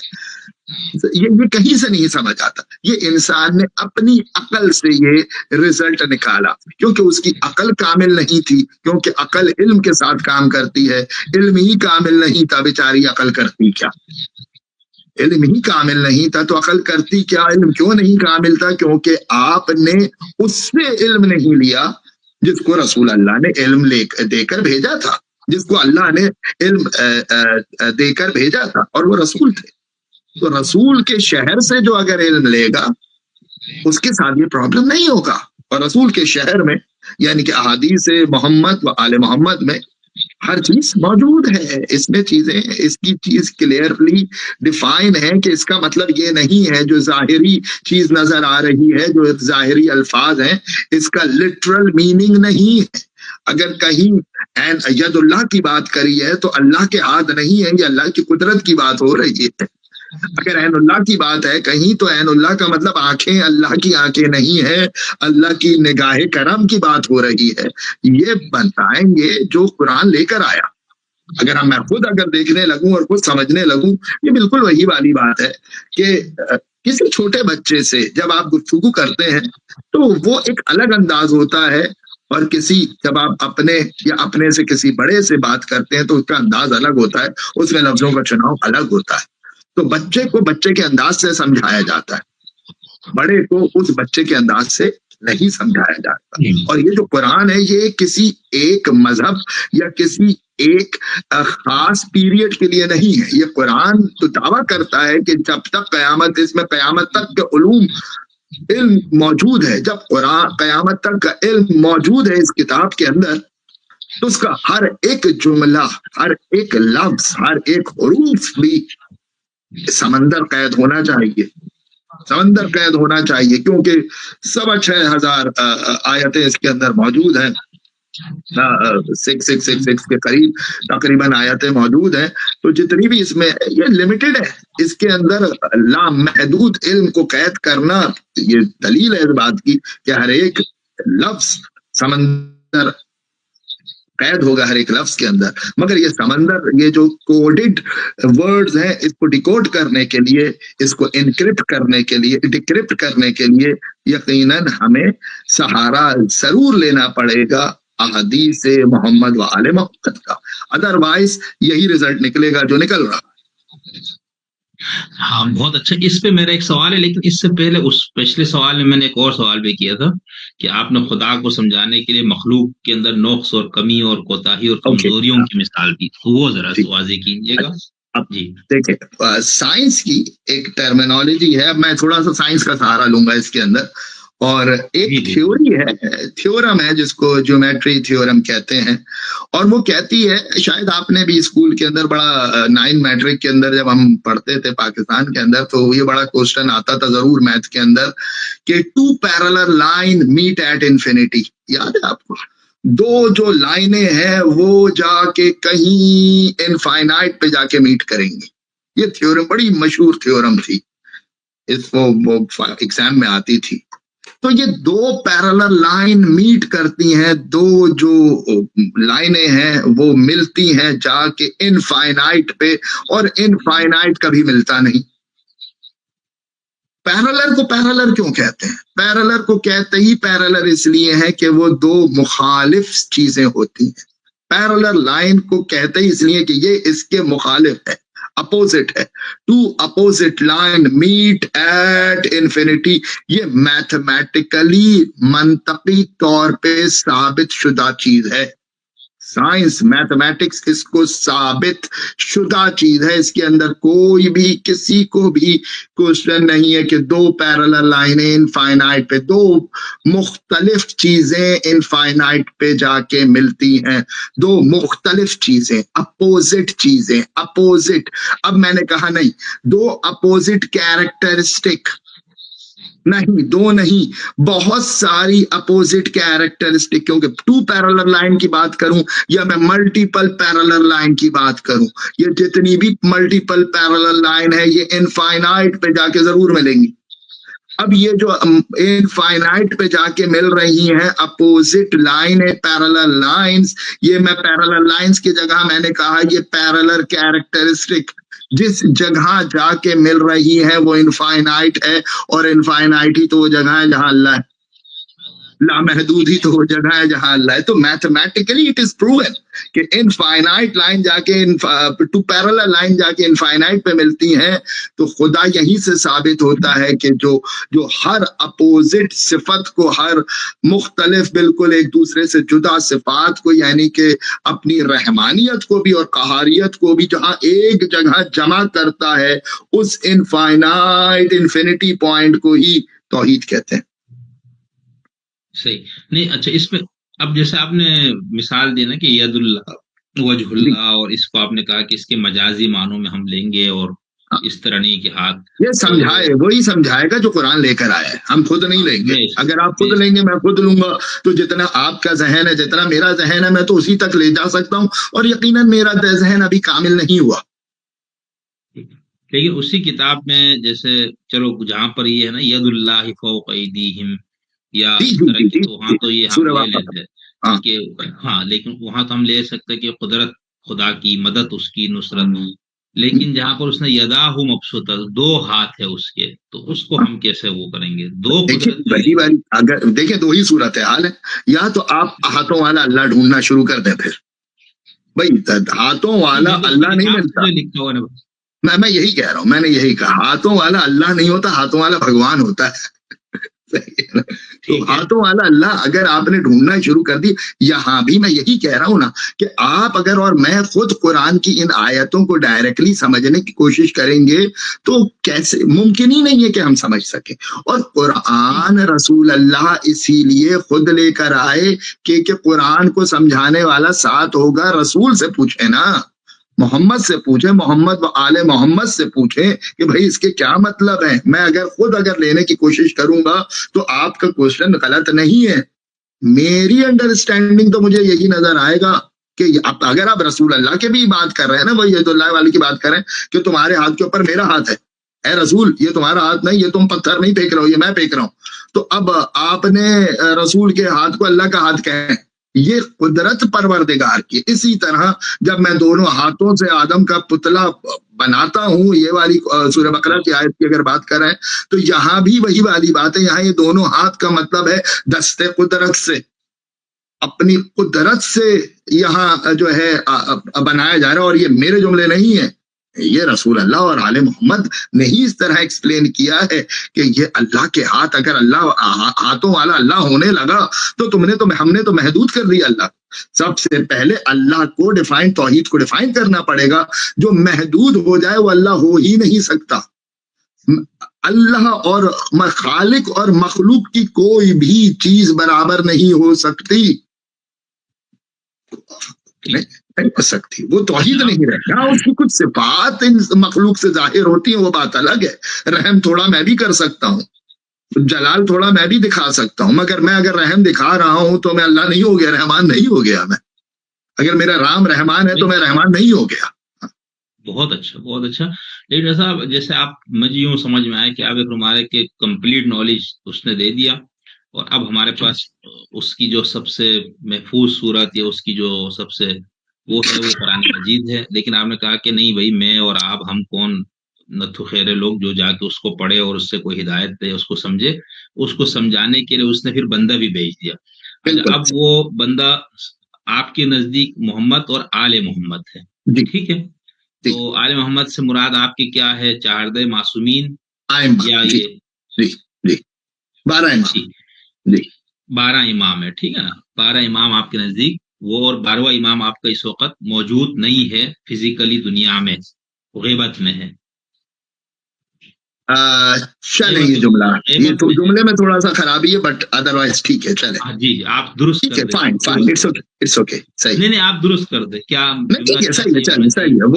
وہ اس وقت ہماری نظروں سے اوجھل ہے، اب زیادہ بہتر ہے. غیبت میں، ٹھیک ہے. ہاں ٹھیک ہے، ایک ہی بات. یعنی میں نے اسی لیے کہا کہ یعنی کہ فزیکلی یہاں پر میرے پاس موجود نہیں کہ میں ان سے کوئی بات نہیں.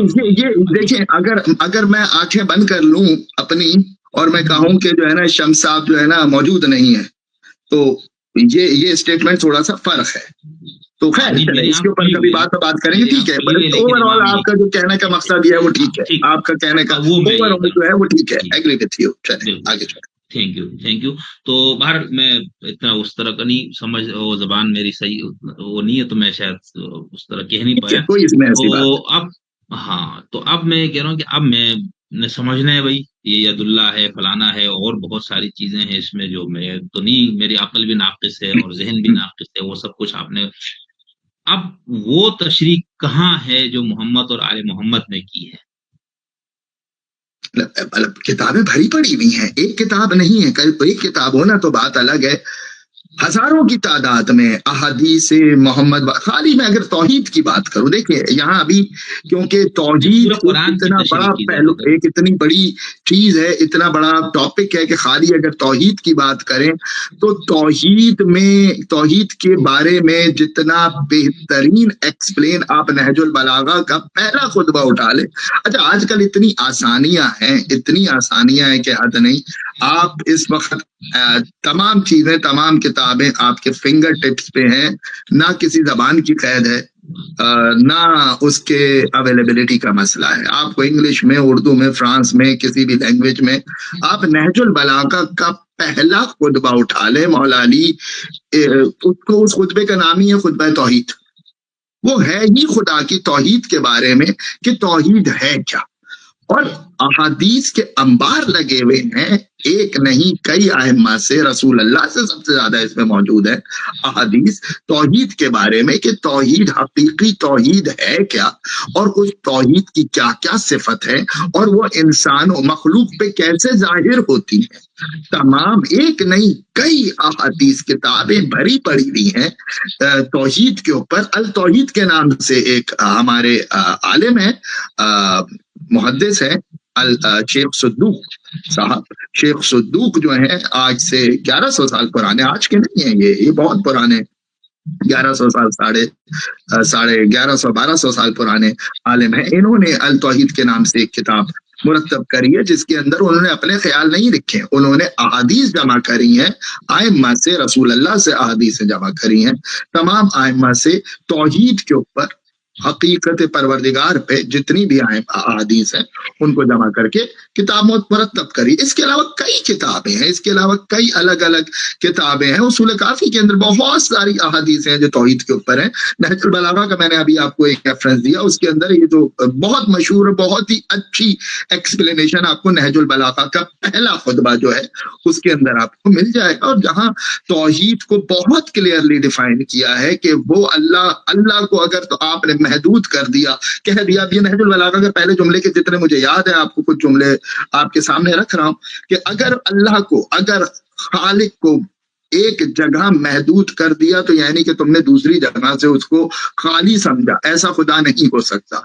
अगर एक जहद में आना तो यानी कि दूसरी जहद से उसको खाली समझा, ऐसा खुदा नहीं हो सकता। अगर तुमने खुदा को सिफात में खाली कैद किया कि वो रहमान हो सकता है तो यानी कि वो रहीम नहीं हो सकता, ऐसा खुदा नहीं हो सकता। यानी कि उसके अंदर डिटेल में बताया है कि क्या क्या खुदा नहीं हो सकता। तो जब वो क्या क्या खुदा नहीं हो सकता फिर बताया कि खुदा फिर होगा क्या, यानी कि जो तमाम सिफात को जाहिर करे एक ही वक्त में, वो तौहीद है। जो हर जगह मौजूद हो, जो किसी एक जगह महदूद ना हो, वो तौहीद है। जो हर शय पर कुदरत रखता हो, जिसकी निगाह करम से कोई चीज ओझल ना हो, वो तौहीद है। ऐसा नहीं है कि वो सिर्फ यदुल्लाह ही कर रहा है और अपने दोनों हाथों से पुतला आदम बना रहा है तो वो कोई दूसरा काम नहीं कर रहा। यहाँ भी कुदरत है तो वहां भी कुदरत है। उसकी कोई भी मखलूक उसकी कुदरत से खाली नहीं है। हर जगह तजल्ली परवरदिगार ही मौजूद है, हर शय में तजल्ली परवरदिगार मौजूद है। कोई ऐसी चीज, कोई ऐसा वजूद, कोई ऐसा जाहिरी या बातनी वजूद नहीं है जहां परवरदिगार की तजल्लियात किसी न किसी सूरत में मौजूद ना हो। तो ये एक्सप्लेन है, वेल एक्सप्लेन है, बहुत ज्यादा डिटेल में एक्सप्लेन है, और सैकड़ों अहादीस मौजूद है, एक भी नहीं। बहुत शुक्रिया साहब। अब मैं इस पे मेरे 2-3 सवाल पैदा हो गए तालिब इल्म की तौबा, तो मैं एक बुनियादी सवाल करता हूँ, फिर उसके 2 फुरूई सवाल तो बुनियादी सवाल ये कि इसका मतलब ये है कि आप ये फरमा रहे कि कुरान मजीद की तशरीह और जाहिर जिस पे नाजिल हुआ और जिनको उस नाजिल जिस पे हुआ उसने जिनको मुतय्यन किया उसकी शरह और वजाहत के लिए, उनसे ज्यादा मोतबर शरह तो भाई किसी की भी नहीं हो सकती। ठीक है, ये तो बिल्कुल यानी ये तो एक आम अकली बात है, इसको आप किसी के सामने पेश करें वो उसका इनकार नहीं कर सकता। तो फिर हम ये कहेंगे कि कुरान की शरह के लिए हम जाएंगे अहादीस पैगंबर और मासूमीन की तरफ। ठीक, यहाँ पर मैं आपसे आपका अपना नुक्ता नजर समझने के लिए मेरे लिए आसानी होगी अगर आप बताएं, तो आप इस्ना अशरी शिया उसूली हैं या अखबारी हैं, ताकि मैं अगला सवाल कर सकूं। अच्छा, देखिए, जो मोहम्मद व आले मोहम्मद का मानने वाला होगा ना, वो अपने आप को अगर कैद कर दूं मैं उसूली और अखबारी में, तो मेरे ख्याल में मैं मुहिब्बे मोहम्मद वाले मोहम्मद नहीं हुआ। मैं मुहिब्बे उसूली या मुहिब्बे अखबारी हुआ। यानी कि अब मैं चल रहा हूं उसूली मजहब पे या अखबारी मजहब पे। मैं अखबारी और उसूली मजहब पे नहीं चल रहा हूं, मैं मजहब मोहम्मद वाले मोहम्मद पे चल रहा हूं। और ये हदीस जो अभी मैं आपके सामने पेश करने जा रहा हूं, ये रसूल अल्लाह ने जो पेश करी तमाम मजाहिब में मौजूद है, जिसको हदीस से सकलैन कहते हैं कि मैं तुम्हारे दरमियान 2 गिरा कदर चीजें छोड़े जा रहा हूं, कुरान और इतरत अहले बैत। तो कुरान और इतरत अहले बैत ही हकीकी मजहब है, ना अखबारी हकीकी मजहब है, ना उसूली हकीकी मजहब है। तो उसूली और अखबारियों के भी कुछ उसूल हैं और उसूलियों के भी कुछ उसूल हैं। तो जो उसूलों में आ जाए, तो जहां अपनी तरफ से कोई कयास आराई हो रही होगी, अपनी तरफ से कोशिश हो रही होगी, अपनी राय होगी, तो मैं उस राय को एज अ बड़ा होने के नाते तो शायद मान लूं, मगर उसको अपने ऊपर हुज्जत नहीं मानूंगा। तो ना मैं अखबारी अपने आप को क्लेम करता हूं, ना मैं अपने आप को उसूली क्लेम करता हूं, और हाँ, मैं अपने आप को उसूली भी क्लेम करता हूं और अखबारी भी क्लेम करता हूं। नहीं, तो अभी चलो मैं यूं कर लेता हूं, आप इस वक्त किसी मर्जे तकलीद की तकलीद में हैं या किसी की तकलीद नहीं है आपकी? جہاں ضرورت پڑتی ہے تو وہاں اس میں تقلید بھی کری جا سکتی ہے، اس میں کوئی حرج نہیں. میں کہتا ہوں تقلید کے بغیر آج کل تو ایک لمحہ میں یہاں سے گاڑی ڈرائیو کر کے نہیں جا سکتا ہوں. سب سے زیادہ تو میں گوگل کی تقلید میں رہتا ہوں. وہ ٹھیک ہے، وہ ایک وہ الگ کیس ہے نا. یہاں پر دین کے معاملے میں کہہ رہا ہوں، دین اگر کے آپ اندر اخباری معاملے ہیں تو میں آپ اگر مجھے کریں کہیں گے. پریشانی ہے تو یقین دیکھیں میں کسی بھی بڑے سے مشورہ لے سکتا ہوں، میں آپ سے مشورہ لے سکتا ہوں. اگر آپ کو کوئی چیز پتا ہے اور مجھے نہیں پتا تو میں آپ سے مشورہ لے سکتا ہوں، اسی کو تقلید کہتے ہیں. تو میں مشورہ لے سکتا ہوں یقیناً، اس میں کوئی ایسی بات نہیں ہے. ہاں نہیں اس طرح نہیں ہے نا. میں طالب علم کے اسی طور پر طرح آپ کو میں سمجھ رہا ہوں آپ کی بات، میں اگر میں آپ کی بات سمجھ رہا ہوں مگر میں ابھی اس کے جواب کا اگلا اصل میں سوال کرنا ہے، اچھا اس لیے میں اس کو تھوڑا اصرار کر رہا ہوں آپ کے ساتھ جی کہ اگر آپ یہ کہتے ہیں کہ بھئی میں تقلید میں نہیں ہوں، دین کے معاملے میں مجھے تقلید کی ضرورت نہیں ہے، تو آپ اخباری آپ کہتے ہیں پیغمبر اور آپ نہیں معصومین ایسا نہیں، اخباریوں کو بھی کہیں نہ کہیں تقلید کی ضرورت پڑتی ہے، ایسا نہیں ہے. دیکھیں میں یہی کہہ رہا ہوں نا، تقلید اور اخباری کا جو کانسیپٹ ہے نا، جو نظریہ ہے، اس کو یہ ایک الگ ہی پورا ایک الگ اس کی پروگرام ہو تو اس کے اوپر ڈسکشن ہو سکی. ادروائز کہیں نہ کہیں کسی نہ کسی کو ماننا پڑے گا. وہ اپنے کسی بڑے کی تو بات مان رہا ہے نا، وہ جس کی بات مان رہا ہے اس کو نام تقلید نہیں دے رہا ہے، مگر ڈیفینیٹلی اس کی پیروی تو کر رہا ہے، اس کی بات تو مان رہا ہے، تو یہی تو تقلید ہے. بٹ ٹھیک ہے، اس کا مطلب کہ آپ تقلید ہی کے قائل ہیں. براہ راست قرآن، براہ راست معصومین کی تعلیمات سے استفادہ آپ یا میں کرنے کے ممکن قائل ہے، نہیں ہے. نہیں ممکن ہے، بالکل کیا جا سکتا ہے. براہ راست قرآن اور احادیث سے استفادہ حاصل کیا جا سکتا ہے. اس کے لیے 14 سال 20 سال 30 سال حوزے میں پڑھنا ضروری نہیں ہوگا، پھر ظاہر سی بات ہے. دیکھیں جو لوگ حوزے میں سب پڑھتے ہیں، اگین تھوڑا سا کنٹروورشل یہ اصل میں سوال ہے، کیا وہ نہیں تمام کے تمام عالم ہو سکتے ہیں؟ یہ کرائٹیریا نہیں ہے. اگر کوئی 40 سال بھی حوزے میں پڑھ رہا ہے تو کیا 40 سال اگر 40 لوگ پڑھ رہے ہیں حوزے میں تو کیا 40 کے 40 عالم بنیں گے؟ نہیں. یہ اس بات کا ثبوت ہے کہ اگر 40 کے 40 عالم نہیں بن رہے، اس کا مطلب حوزے میں معلومات پرووائڈ کی جاتی ہے. عالم تو بن جاتا ہے لیکن وہ مرجع تقلید وغیرہ نہیں بن رہا ہوتا. مقصد یہ ہے، یہ مطلب سیم لیول کے نہیں ہوتے نا، سیم لیول کے نہیں ہوتے. عالم کا میرا مقصد ہی یہی ہے کہ وہ 40 کے 40 ایک درجے کے ایک لیول کے نہیں ہوتے اور ہو ہی نہیں سکتے. یہ مطلب ہر اسکول میں ہر یونیورسٹی میں پڑھانے والا پروفیسر ایک ہی ہے، مگر اس کے جو طالب علم ہے، جو اسٹوڈنٹس ہیں، ان کے الگ الگ درجات ہوتے ہیں، اسی لیے ایگزام رکھا جاتا ہے. تو معاملہ وہاں بھی وہی ہے کہ ضروری نہیں ہے کہ میں اگر پورا مرجع تقلید بنوں تبھی میں قرآن اور حدیث کو سمجھنے کے لائق بنوں. پروردگار نے انسان کو اتنی عقل دی ہے کہ وہ سمجھ سکتا ہے کسی حد تک. ہاں اگر مجھے کہیں پریشانی ہے تو میں ضرور جا کے کسی مرجع تقلید سے اس بارے میں مشورہ لے سکتا ہوں. یہ ایک بات، یہ دروازہ بند نہیں کیا ہے کہ نہیں اب جو ہے وہ عالم مرجع تقلید ہے تو اب ان کو کچھ نہیں آتا اور مجھے کچھ، میں سب کچھ ہوں اور وہ کچھ نہیں. ایسا بالکل بھی نہیں ہے. یقین یہ دیکھیں، جس طرح میں نے کہا نا، ایک گھر کے اندر ایک بزرگ ہوتا ہے، یقیناً اس کا تجربہ زیادہ ہے، اور میں دنیا میں گھوما، میں نے چند چیزیں سیکھی اور میں نے ایک ڈیسیجن لیا اور اس کو بھی اعتراض نہیں ہے میرے بزرگ کو. اس کا مطلب میں صحیح کر رہا ہوں. ہاں اگر میں ٹوٹلی غلط کر رہا ہوں یا میں کہیں ایسے پریشانی میں پھنس گیا ہوں جہاں مجھے کسی سے مشورہ لینا ہے، میں نے بزرگ سے مشورہ لیا تو میں مشورہ لے سکتا ہوں. وہ دروازے بند نہیں کیے ہیں کہ مرجع تقلید اب کوئی جواب دے ہی نہیں سکتا، مگر یہ بھی نہیں ہے کہ میں کچھ کر ہی نہیں سکتا ہوں اور میں جاہل اور وہ عالم. جاہل کے مقابلے میں وہ عالم نہیں ہے، وہ عالم اپنی جگہ ہے. اور علم حاصل کرنا، اور یہ تو رسول اللہ کی حدیث ہے کہ فریضۃ العلم علی کل مسلم، علم کو حاصل کرنا ہر مسلمان پہ واجب ہے.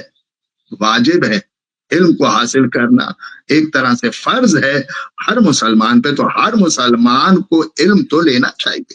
اور کوئی یہ نہیں کہتا کہ علم لیا تو آپ مرجع تقلید سے مطلب آپ بھی مرجع بن گئے. علم سب کا حق ہے.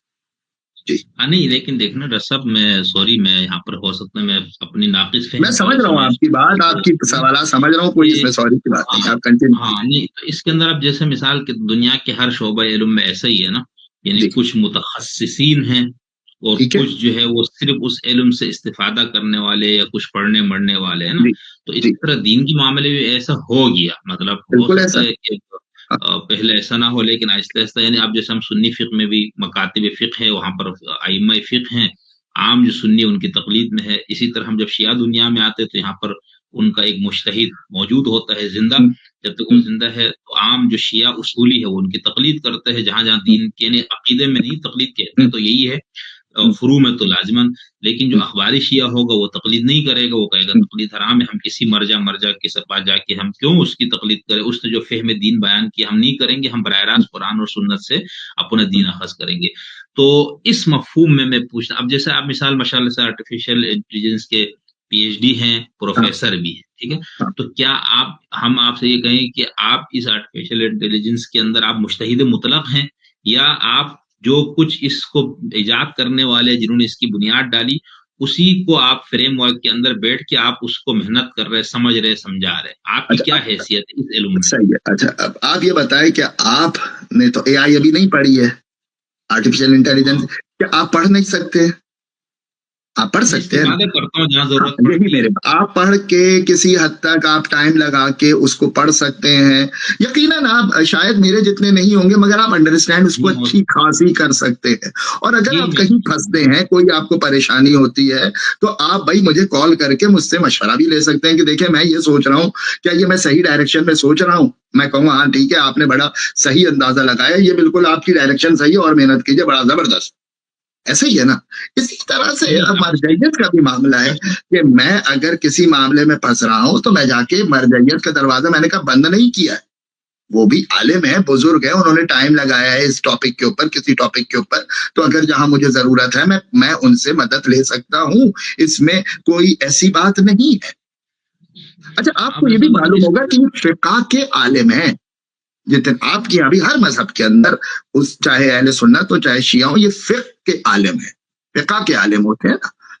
قرآن اور حدیث فقہ کی روشنی کے اندر عالم بات ہو رہی ہے. میں فقہ کے اوپر اگر میں ذاتی اپنی بات کروں تو میں فقہ کے اوپر میں نے اپنے آپ کو, تو میں نے کبھی بھی یہ کہا ہی نہیں اور نہ میں بات کرتا ہوں. فقہ ایک الگ چیز ہے, مگر دین خالی فقہ کا نام نہیں ہے. دین دنیا کو بہتر گزارنے کا ہے, طریقہ ہے, جس کے اندر فقہ بھی ایک امپورٹنٹ چیز ہے, مگر فقہ ہی نہیں ہے خالی. بالکل ٹھیک. نہیں میں اب جو میں نے آپ سے کہا تھا نا, یہ ایک سمجھنے کا جو میں نے اصل سوال کرنا تھا, اب اس کے طرف آؤں گا نا. اس سے پہلے میں ایک مثال دیتا ہوں. جیسے آرٹیفیشیل انٹیلیجنس میں ایک میں ہوں, ایک پڑھنا لکھنا جانتا ہوں, یہ لیپ ٹاپ یہ چیزیں یوز کرتا ہوں, مجھے پتا ہے بھائی آج کل اس کے اندر یہ ہوا, چلو تھوڑی سی تحقیق کی ادھر سے, آپ جیسے کسی علم والے سے پوچھا. ایک آپ ہیں, اچھا ایک مجھ سے نیچے کا درجہ جو بالکل پڑھ لکھ ہی نہیں سکتا, نہ وہ اشتخان سے بھی وہ گیا گزرا ہے. تیسرا یہ ہو, وہ سب سے نیچے ہو گیا, میں اس سے اوپر یوں ہوا کہ میں کچھ پڑھنا لکھنا یہ جانتا ہوں. میرے سے اوپر آپ ہیں کہ آپ نے اس کی محنت کی, ڈگری لی, ٹھیک ہے, اور ڈگری لینے کا اسی کی تدریس عالم پہ اوپر عالم, عالم پر عالم, عالم پر عالم, عالم پر عالم, قرآن کے اندر بھی ہے, وہ ہے.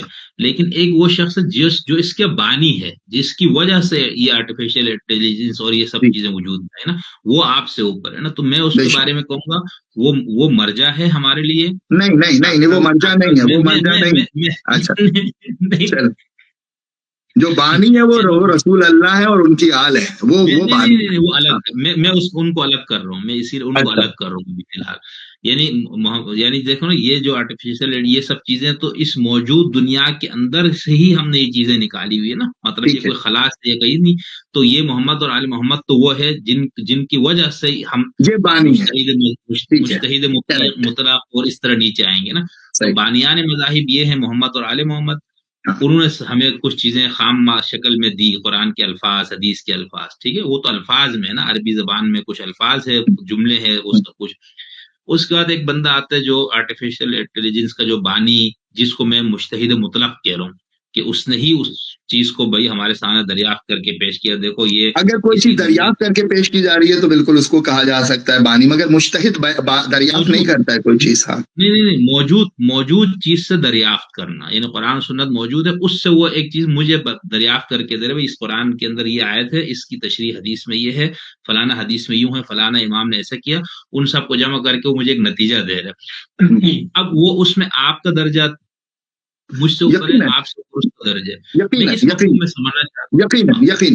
اب ہاں میں نے اب یہ جو بحث نہیں، یقیناً ڈیفینیٹلی یقیناً کہ وہ عالم ہے اور انہوں نے زیادہ ٹائم لگایا ہے اور وہ اس طرح دے سکتے ہیں، اس میں کوئی اس میں ایسی بات نہیں. میں ان کے مخالف نہیں ہوں، میں ان کے مخالف نہیں ہوں. میں اپنے آپ کو یہ نہیں کہہ سکتا کہ میں جو ہوں اخباری ہوں، کیونکہ اخباری ایک گروپ ہے جو ٹوٹلی ریجیکٹ کرتا ہے علماء کو جو مجتہدین ہیں. تو میں اپنے آپ کو اخباری نہیں کہوں گا، میں اخباری نہیں ہوا. مگر اگر میں کہوں کہ میں خالی اصولی ہوں تو میں خالی اصولی بھی اپنے آپ کو نہیں کہوں گا، کیونکہ تو آئی ایم بٹوین دونوں کے درمیان میں اپنے آپ کو کہوں گا. بالکل، مطلب یہ ہے کہ نا ہم جب اثنا عشری شیعت جو ہمارے ہاں ہم جس کو جانتے پڑھتے ہیں تو اس کے اندر 3-4 رجحانات ہیں نا.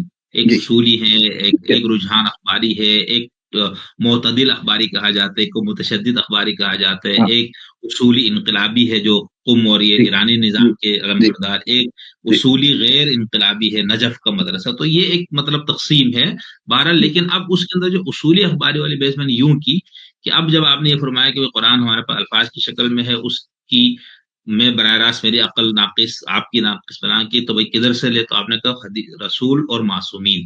اور پھر آپ نے میں نے کہا وہ کہاں ہے؟ تو آپ نے مجھے کہا کتابوں میں ہے. تو مثال ہم اصول اربعہ کی بات کر لیتے ہیں، بہار کی بات کر لیتے ہیں، وسائل و درجات کی بات کر لیتے ہیں، وسائل کی بات کر لیتے ہیں. آپ نے نہج البلاغہ کی مثال دی نا. اب اس کو جب میں اس کتاب کی طرف جاؤں گا تو وہاں پر مجھ سابقہ پیش آئے گا اخباری اور اصولی کا جھگڑا. یعنی اب میں بھائی کیا ان کتابوں میں جو کچھ نہیں سن لیجیے، ان کتابوں میں جو کچھ لکھا ہے بہار میں، چلو بہار تو ثانوی ماخذ ہے نا، ہم اصول اربعہ کی فی الحال بات کر لیتے ہیں. نہج البلاغہ کی تو سند بھی نہیں ہے تو اس کو بھی چھوڑ دیتے ہیں. تو ہم اگر یہ لے لیتے تو اب اخباری کہے گا جو کچھ اس میں ہے وہ سب قطعی صدور ہے، اس میں بالکل جو کچھ ہے وہ امام سے منقول.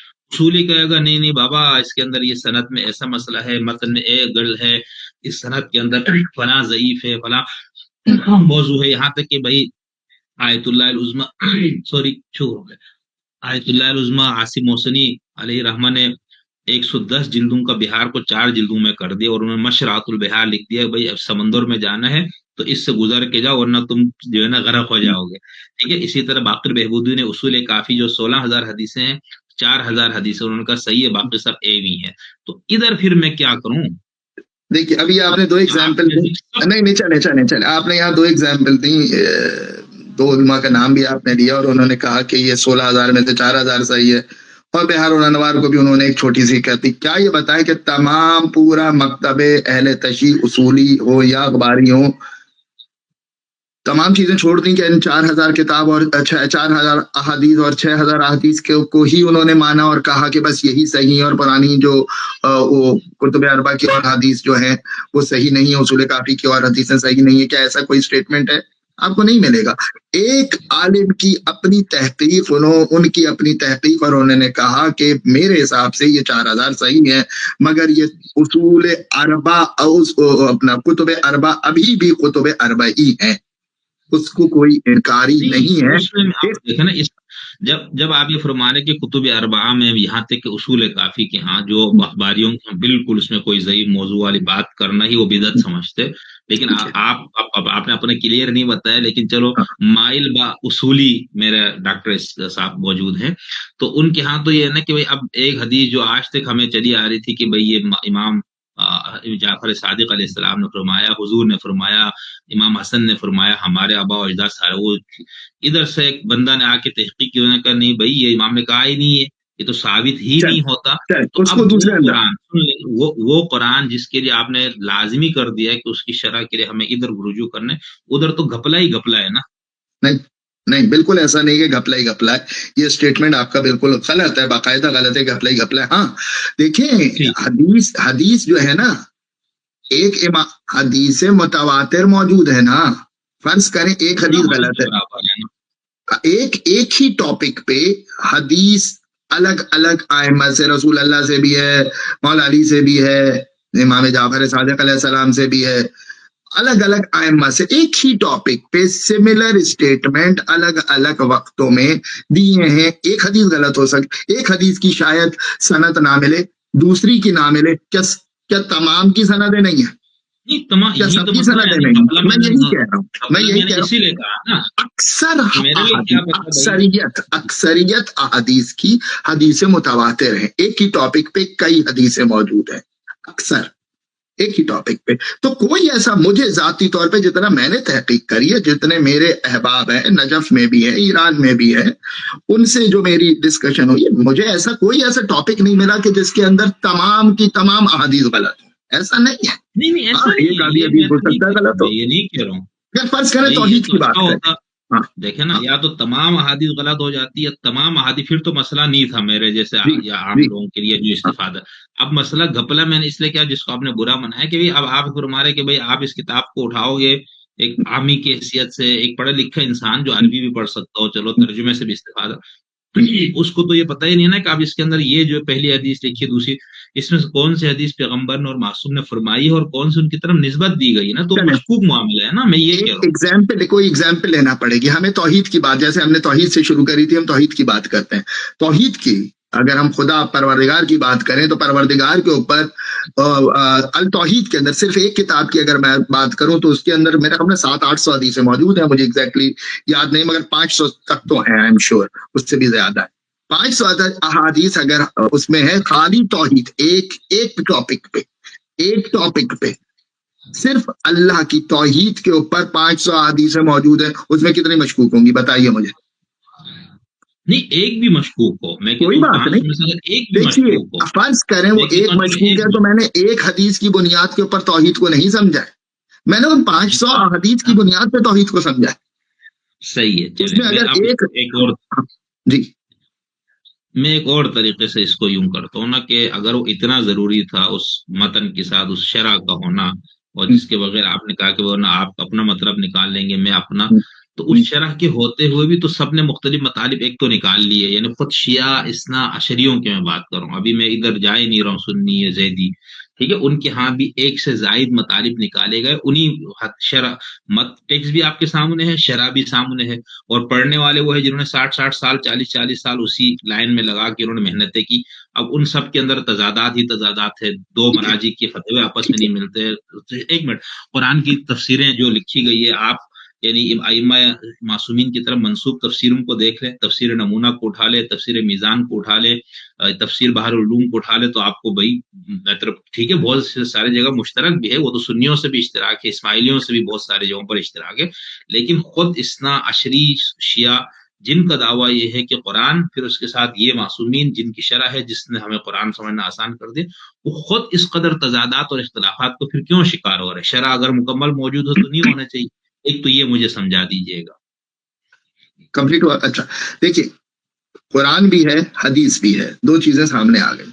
अब कुरान और हदीस को सामने रखकर जो मैं रिजल्ट निकाल रहा हूं, एक हदीस के अंदर कोई तब्दीली नहीं, आयत के अंदर कोई तब्दीली नहीं है, उस आयत के बारे में जो हदीस है वो भी, इसमें भी कोई तब्दीली नहीं है, दोनों को सामने रखा। अब यहाँ आती है, अब आपको हदीस और कुरान को सामने रखते हुए आप एक नतीजा अखज़ करेंगे। ये जो नतीजा अखज़ किया जा रहा है इसमें तब्दीली है, हदीस में नहीं तब्दीली है, आयत में नहीं तब्दीली है, नतीजा अखज़ किया जा रहा है। अच्छा नतीजा क्या होता है? नतीजा होता है अल्फाजों का चुनाव। मेरे जहन में कोई बात है, अभी आपने जैसे कहा, आपने कहा था कि घोटाला हो गया, गड़बड़ हो गई, आपका मकसद ये नहीं था, लफ्जों का चुनाव ये था, ऐसा ही है ना?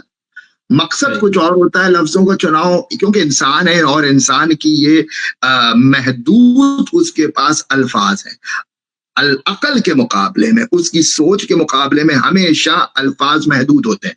अभी मैं जो समझाना चाह रहा हूं उसके अंदर मैं अल्फाजों का चुनाव करने की कोशिश कर रहा हूं, बताना कुछ और है, मगर अल्फाजों का चुनाव महदूद है। उस सोच की कोशिश की जाती है कि true reflection of the thoughts को प्रेजेंट करने के लिए परफेक्ट वर्ड्स का इस्तेमाल किया जाए, बेहतरीन अल्फाजों का चुनाव किया जाए। इन अल्फाजों के चुनाव में तब्दीली होती है, अगर सोच भी बराबर है तब भी। मैं जिस तरह सोच रहा हूं और आप जिस तरह सोच रहे हैं, हम दोनों की सोच 100% सेम है, मगर फिर भी जो मैं अल्फाज मैं इस्तेमाल करूंगा और जो अल्फाज आप इस्तेमाल करेंगे वो अलग अलग होंगे या नहीं होंगे? यकीनन अलग अलग होंगे, जबकि सोच एक ही है। लफ्जों को अलग अलग इस्तेमाल इंसान की मजबूरी है, और ये देखने वालों को ऐसा लगेगा कि ये कुछ और कह रहा है, اور شمس الدین شگری صاحب کچھ اور کہہ رہے ہیں، جبکہ ہم دونوں کا مقصد ایک ہے. مقصد کو دیکھیں، لفظوں کو نہ دیکھیں. لفظوں کی اہمیت نہیں ہوتی ہے، مقصد کی اہمیت ہوتی ہے. تو اگر آپ مقصد پہ جائیں گے تو آپ میں مقصد میں تضاد آپ کو بہت مائنیوٹ نظر آئے گا، بہت چھوٹا نظر آئے گا. ہاں لفظوں میں تضاد ہو سکتا ہے، اور یہ انسان کی مجبوری ہے. انسان کہتا ہی اس کو ہے جو محدود ہو، جس کے اندر نسیان ہو، جو الفاظوں میں کم اور زیادہ ہو سکتا ہے. پھر ہم اردو استعمال کر رہے ہیں، کوئی عربی استعمال کر رہا ہے، کوئی فرینچ استعمال کر رہا ہے، کوئی فارسی استعمال کر رہا ہے. ہر لینگویج کے اندر بھی حدود اور اس کی جو ہوتی ہے ایک حد ہوتی ہے. لینگویج کی کوئی بھی لینگویج، عربک کو کہا جاتا ہے کہ سب سے وسیع ہے، مگر وہ وسیع ہونے کے باوجود محدود ہے. بہت ساری ایسی چیزیں ہوں گی جو وہ ایکسپلین، آپ کی تھاٹس جو ہے نا یہ بہت وسیع ہوتے ہیں کسی بھی زبان کے مقابلے میں. آپ کی سوچ کسی بھی لینگویج کے ریسپیکٹیولی بہت بڑی ہوتی ہے، وارس ہوتی ہے. اس سوچ کو الفاظوں میں قید کرنا بڑا مشکل کام ہے، اور اکثریت جو مسئلے آتے ہیں وہ اسی لیے آتے ہیں کہ اس سوچ کو جو الفاظوں میں بیان کیا گیا یا الفاظوں میں ہی تبدیلی کی بنیاد کے اوپر سمجھنے والے سمجھتے ہیں کہ یہاں جو ہے تضاد نظر آ رہا ہے، جبکہ یہ تضاد ہوتا نہیں ہے. سوچ تقریباً برابر ہوتی ہے. جہاں آخری جملہ، جہاں سوچ مختلف ہوتی ہے نا وہاں مذہب الگ الگ ہو جاتا ہے. تھینک یو، بہت شکریہ. لیکن ایسا ہم نے اصول حدیث کی کچھ کتابیں پڑھنے کی کوشش کی، سمجھنے کی بھی. آپ نے تو بہت گہرائی سے یہ چیزیں پڑھی ہوئی ہے، تو اس میں تو یہ بھی آتا ہے نا، جیسے علماء میں فقہ میں اختلاف ہونے کے کچھ اسباب بتائے جاتے ہیں. زبان کا مسئلہ ہے، گرامر کی وجہ سے کسی نے زیادہ اس کو حدیثیں یا وہ چیزیں ملی، کسی کو کم ملی. لیکن اس میں سے ایک وجہ یہ بتائی جاتی ہے احادیث کا باہم متضاد ہونا، یعنی ایک ہی امام سے یا دو اماموں سے ایسی تو کیا ایسی احادیث موجود ہیں جو بالکل متضاد ہوں، جس میں تطبیق کی کوئی گنجائش نہ ہو؟ میں آپ کی بات سمجھ رہا ہوں. دیکھیے اب یہ جو آپ نے اسٹیٹمنٹ دیا ہے نا کہ احادیث کا باہم متضاد ہونا، یہ اس حقیقی سوچ کی ٹرو ریفلیکشن نہیں ہے جو میں ابھی بات کر رہا تھا. ایک ہی ٹاپک پہ الگ، دیکھیے آپ مجھے بتائیے، ایک ہی سوال کریں آپ، سوال کرنے والا بھی، میں نے آپ کو کہا تھا ابھی، آپ نے جب شروع میں بات کری تھی کہ بھائی یہ بتاؤ کہ توحید کے بارے میں بیان کریں، تو میں نے کہا تھا اگر آپ مسلمان ہیں نا تو میرا جواب کچھ اور ہوگا، اگر آپ کرسچن ہیں تو میرا جواب کچھ اور ہوگا، اگر آپ الحاد ہیں، اگر آپ ایتھیسٹ ہیں تو میرا جواب کچھ اور ہوگا. سوال ایک ہی ہے، سوال کرنے والا جب الگ الگ ہے تو جواب کا طریقہ الگ الگ ہے، جواب بھی ایک ہی ہے. جب میں نے کہا نور، جب میں نے کہا انرجی، نور اور انرجی ہے ایک ہی، مگر ٹرمینالوجی میں اتنا فرق. تو تضاد اس طرح نہیں ہے، سوال کرنے والا مختلف ہے اس لیے جواب مختلف نظر آ رہا ہے. ائمہ کے قول میں ایسے تضاد نہیں ہے، اس طرح تضاد ہے، وہ ظاہراً تضاد نظر آ رہا ہے کیونکہ سوال کرنے والا الگ ہے. اب آپ بتائیے، سوال اگر آپ نے توحید کا کہا اور میں قرآن، آپ ایتھیسٹ ہیں اور آپ نے توحید کا سوال کیا کہ کریٹر کون ہے، اور میں قرآن کی آیتیں پڑھوں، یہ مطلب یہ میری بے وقوفی ہوگی کہ مجھے پتا ہے کہ کون سوال کر رہا ہے اور میں اس کو کیا جواب دے رہا ہوں. جب مجھ جیسا ایک چھوٹا طالب علم، ادنا طالب علم کو اتنا معلوم ہے کہ کون سوال کر رہا ہے اور اس کو کیسا جواب دینا ہے، جو پروردگار کا علم لے کر آیا ہو، جو رسول اللہ خود ہو اور جس نے رسول اللہ سے خود علم سیکھا ہو، کیا اس میں اتنا سینس نہیں ہوگا کہ جیسا سوال ویسا جواب، جیسا کوشچن کرنے والا ویسا جواب دیا جاتا ہے؟ تو کوئی تضاد اس طرح نہیں ہے. قرآن میں بھی اس طرح ہے، جس کو ہم تضاد کہے یا یہ کہے کہ الگ الگ بات کی گئی ہے. پھر بھائی آپ کو ظاہراً ایسا نظر آئے گا، ظاہراً ایسا بہت جگہ نظر آئے گا آپ کو، ظاہراً آپ کو لگے گا کہ ایک جگہ قرآن یہ کہہ رہا ہے، دوسری جگہ یہ کہہ رہا ہے، تو آپ کو تو پھر قرآن کے اندر بھی تضاد نظر آئے گا. کیا قرآن میں تضاد ہے؟ قرآن میں تضاد ہے؟ نہیں ہے نا، ہو نہیں سکتا. اس کا اپنا دعویٰ تو ہے کہ لو کان من عند غیر اللہ لوجدوا فی اختلافا کثیرا. لیکن بہرحال میں اس کو صرف یوں کہہ رہا ہوں کہ دیکھیں، یعنی کہ حالانکہ یہ تو اصول حدیث کے تمام جو اس کے اوپر لکھنے والے مسلمات میں سے رہتے کہ وہی کچھ احادیث ایسے متناقض ہیں کہ ان میں تطبیق کی گنجائش ہی نہیں ہے، تو اس میں سے ایک کو لیا جاتا ہے. میں نے اس لیے سوال کیا تھا، لیکن آپ نے بہت اچھے سے اس کو واضح فرمایا. لیکن کیا یہ بھی تو موجود ہے نا کہ بہت سے ائمہ نے، بلکہ میرے خیال سے سب نہیں، حالت تقیہ میں بھی بہت سی ایسی باتیں کی، جیسے آج کل اگر ہم کوئی کسی کو کہے بھائی یہ حدیث ہو گیا تو تقیہ کر کے میں نے آپ کو یہی کہا، دیکھیے تقیہ کس کو کہتے ہیں اس کو بھی دیکھنا پڑے گا ہمیں. میں نے ابھی آپ کو بتایا نا، یہ بتایا میں نے ابھی، سیم ایگزامپل میں دوں گا. میں اگر مجھ سے ایتھیسٹ سوال کرتا ہے، ابھی مجھ سے اویس اقبال نے سوال کیا، تو میں نے اس کو یہ نہیں کہا کہ توحید جو ہے نا، اللہ جو ہے نا وہ ہمیشہ سے ہے، اور میں نے اس طرح کا کوئی جواب ہی نہیں دیا. آپ کیا کہیں گے میں نے حالت تقیہ میں جواب دیا؟ کیا خیال ہے آپ کا؟ نہیں ایسا نہیں. یہ حالت تقیہ تھا بھی، یہ حالت تقیہ تھا بھی، اس میں کوئی شک نہیں ہے. میں نے تقیہ کیا کیونکہ میں ٹرو ڈیفینیشن آف گاڈ اس کے سامنے نہیں بیان کروں گا، کیونکہ ٹرو ڈیفینیشن آف گاڈ اس کو سمجھ نہیں آئے گی. آپ اس کو کہہ سکتے ہیں کہ میں نے تقیہ کیا، مگر میں نے تقیہ نہیں کیا. یہی صورتحال ائمہ کے سامنے بھی ہے کہ تقیہ کا مطلب یہ نہیں ہوتا کہ حقیقت ہی چھپا دی جائے، حقیقت کو اس طرح بیان کیا جائے جو اس کی سمجھ میں آئے، اس کو حقیقت کہتے ہیں. تقیہ جھوٹ نہیں کہا جاتا، تقیہ میں جھوٹ نہیں بولا جاتا. تو میری بات سمجھ رہے ہیں، تقیہ کا مطلب یہ ہے کہ اس کو اس طرح پریزنٹ کیا جائے کہ دوسرے کو سمجھ آ جائے، دوسرے کو برا نہ لگے، اور دوسرے کی فکر کے حساب سے اس کو جواب دیا جائے. اچھا، تقیہ کی ڈیفینیشن کیا ہے؟ مطلب کہ ہم شیعہ نقطۂ نظر سے کب کیا جاتا ہے یا کیوں کیا جاتا ہے؟ دیکھیے، اگر دیکھیے درخت بڑا، یہ ایک بڑا ایک الگ سوال ہے، ایک الگ گہری اس کے اندر بالکل ایک الگ بات ہے نا، یہ احادیث اور اس سے متعلقہ چیز ہے. دیکھیے تقیہ میرے لیے تقیہ کچھ اور ہے، رسول اللہ اور ائمہ کے لیے تقیہ کچھ اور ہے. میں سلیکٹڈ بائی گاڈ نہیں ہوں، میں اللہ کی طرف سے چنا ہوا نمائندہ نہیں ہوں. رسول اللہ کی طرف سے چنے ہوئے نمائندے ہیں، اور ائمہ اللہ کی طرف سے چنے ہوئے نمائندے ہیں، منصوص من اللہ ہیں. جو منصوص من اللہ ہوگا اور جو منصوص من اللہ نہیں ہوگا وہ برابر نہیں ہو سکتے. میرا تقیہ، میرا چھپانا کچھ اور ہے، ان کا چھپانا یا ان کا الفاظوں کو تبدیل، چھپانا الفاظ میں نے غلط بولا، ان کا، ان معصومین کا، رسول اللہ اور ائمہ کا کسی بات کو بیان کرنا الفاظوں کو تبدیل کر کے، یہ مشیت پروردگار ہے. میرا الفاظوں کو تبدیل کر کے بیان کرنا مشیت پروردگار نہیں ہے. یہ میری اپنی عقل جتنا کہتی ہے اپنے آپ کو بچا کے سمجھا کے ظاہر کرنا، یہ دونوں الگ الگ ہے، برابر نہیں ہو سکتے. نہیں تو غیر تو معصوم نے ہر جگہ بتایا ہوا کہ یہ میں تقیہ میں بات کر رہا ہوں اور یہ بغیر تقیہ میں، یہ وضاحت کی بھی ہے اپنے ہر قول کی بات. ہر قول کے بات تو نہیں کری ہے. ٹھیک. اچھا، دوسرا اسی میں ایک سوال یہ کرنا چاہ رہا ہوں کہ جب ہم یعنی یہ حدیث اور یہ اس کی تقیہ اور یعنی حدیثوں میں متضاد ہونے، میں نے اس لیے آپ کے سامنے سوال رکھا نا کہ آپ نے یہ فرمایا کہ وہ اگر ہم خود براہ راست پڑھ کے لیں گے تو اس میں بہت سارے بندہ اپنے حساب سے نکالے گا. تو اس کے لیے ہمارے پاس اس کے ساتھ ہی ایک اس کی شرح اور 12 لوگوں کی ہوئی شرح، ٹھیک ہے، بلکہ سیدہ سے بھی بہت سی چیزیں اس طرح سے منقول ہے، لیکن ہم اس کو اسی میں رکھ لیتے.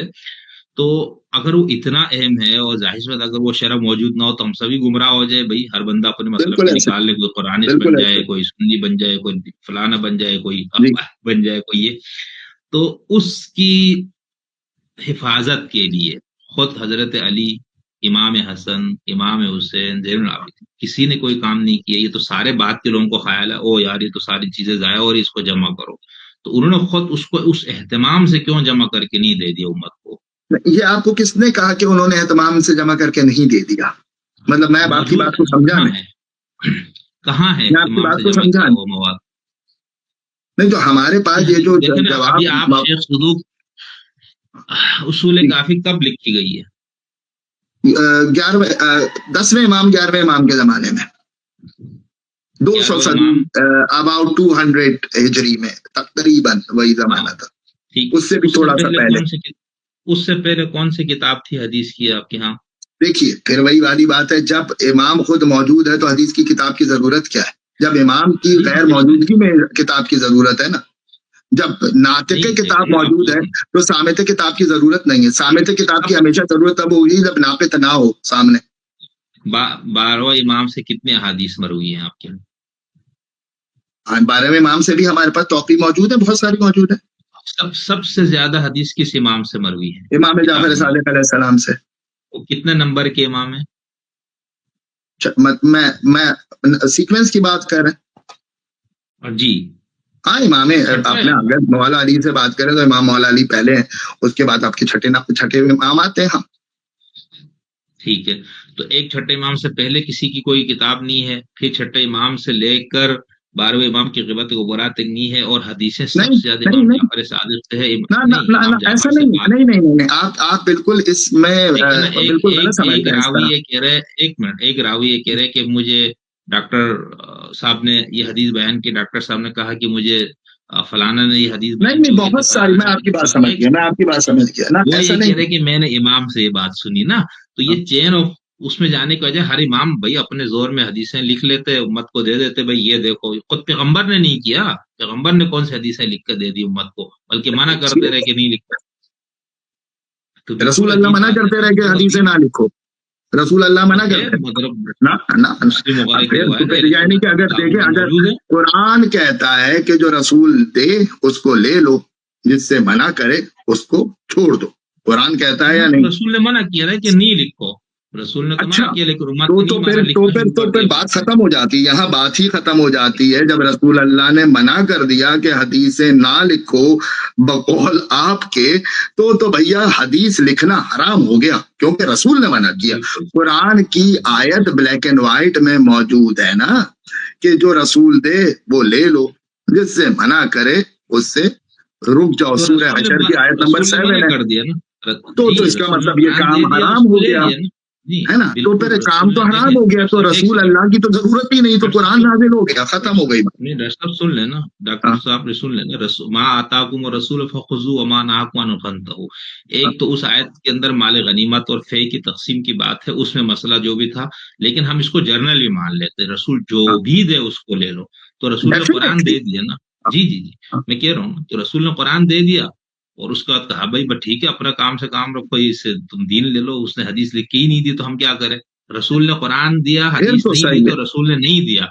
اچھا صحیح، اگر یہ لے کر چلا جائے نا آپ کی یہ والی بات، پھر تو مزہ آ گیا، پھر تو مسئلہ حل ہو گیا. تو بھائی آپ کی بات میں کیوں مانوں یہ بتائیے؟ پھر میں شمس الدین حسن شگری صاحب کی بات کیوں مانوں؟ پھر آپ کا مذہب الگ، میرا مذہب الگ، آپ کے برابر جو صاحب بیٹھے ان کا مذہب الگ.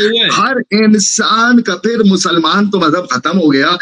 ہر ایک الگ، ہر انسان کا اپنا اپنا مذہب ہوگا، وہ قرآن اٹھائے گا، اس کو جو سمجھ آئے گا وہی مانے گا. پھر میں رسول اللہ کی کہی ہوئی نماز نہیں پڑھوں گا، پھر میرا جو دل چاہے گا میں ویسی نماز پڑھوں گا. رسول اللہ نے تو منع کر دیا. یہی تو ہوا ہے میرے پیارے ڈاکٹر صاحب، یہی تو وہ ہے کہ بھائی قرآن اتنا برا حال نہیں ہوا ہے جتنا برا حال آپ نے بتا دیا. اس سے برا حال ہے، میں ابھی بتاتا ہوں نا. سب سے برا حال تو یہ ہے کہ امت کا سواد اعظم تو بالکل گمراہ ہو گیا نا، طاغوت اور ان کے پیچھے لگ گئے، سواد اعظم تو اڑ گیا، ٹھیک ہے نا، جس کو ہم کہتے ہیں. اس کے بعد ہم آتے ایک چھوٹا اقلیت جن کا دعویٰ یہ ہے کہ ہمارے پاس معصومی اور یہ سارا کچھ پشتہ ہم نے اٹھایا ہوا ہے. ان کے پاس آتے تو 5ویں امام پہ بھی جھگڑا ہے، چھٹے پہ بھی جھگڑا ہے، 7ویں پہ بھی جھگڑا ہے، 8ویں پہ بھی جھگڑا ہے. ایک سیکنڈ نا، زیدیہ بھی بن گیا، کسانیہ بھی بن گیا، جارودیہ بھی بن گیا، زیدیہ بھی بن گیا نا. تو بھائی ان کے پاس تو ثقلین موجود تھا نا. تو یہی تو میں کہہ رہا ہوں، قرآن کو ہر ایک نے اپنی طرف سے لے لیا، یہ ساری چیزیں ہوئی. اگر حدیث ہوتی، شرح ہوتی تو فرعون بھی بن گیا، نمرود بھی بن گیا، شداد بھی بن گیا، تو توحید بھی بڑھ گئی اس لوجک کے حساب سے. یہی بات حقیقت رہتی ہے. فرعون بنتا رہے، نمرود بنتا رہے، شداد بنتا رہے، توحید پہ فرق نہیں آتا، حقیقت پہ فرق نہیں آتا. جی کنٹینیو کیجیے. ٹھیک تھینک یو. میں بس یہی سمجھنا چاہ رہا تھا نا کہ یعنی آپ نے بہت اہم بات کی کہ بھائی قرآن اکیلا، مطلب اس سے تو ہم نے دیکھا ہر ایک نے نکالا، لیکن جن کا اب مثال ہم سنیوں کو لیتے، ان کا بھی دعویٰ ہے کہ قرآن کی تشریح حدیث رسول کا صلی اللہ علیہ وسلم کی ذمہ داری تھی، لتبین للناس فلانا ڈمکانا آیتیں لا کے کہ رسول کا کام تھا، رسول نے ذمہ داری تھی. اچھا بابا رسول کی ذمہ داری تو کتنے وہ شرح، یہ لو جی بخاری ہے جی، یہ لو جی مسلم ہے، یہ جی ترمذی ہے. اچھا بھائی چلو ہم نے لے لیا کہ رسول کی شرح ہے. ہم جب اس کو کھول کے دیکھتے تو کوئی شرح نہیں ہے. پھر آپ لوگ دوسرا فرقہ آ گیا شیعوں کا، اثنا عشریوں کا.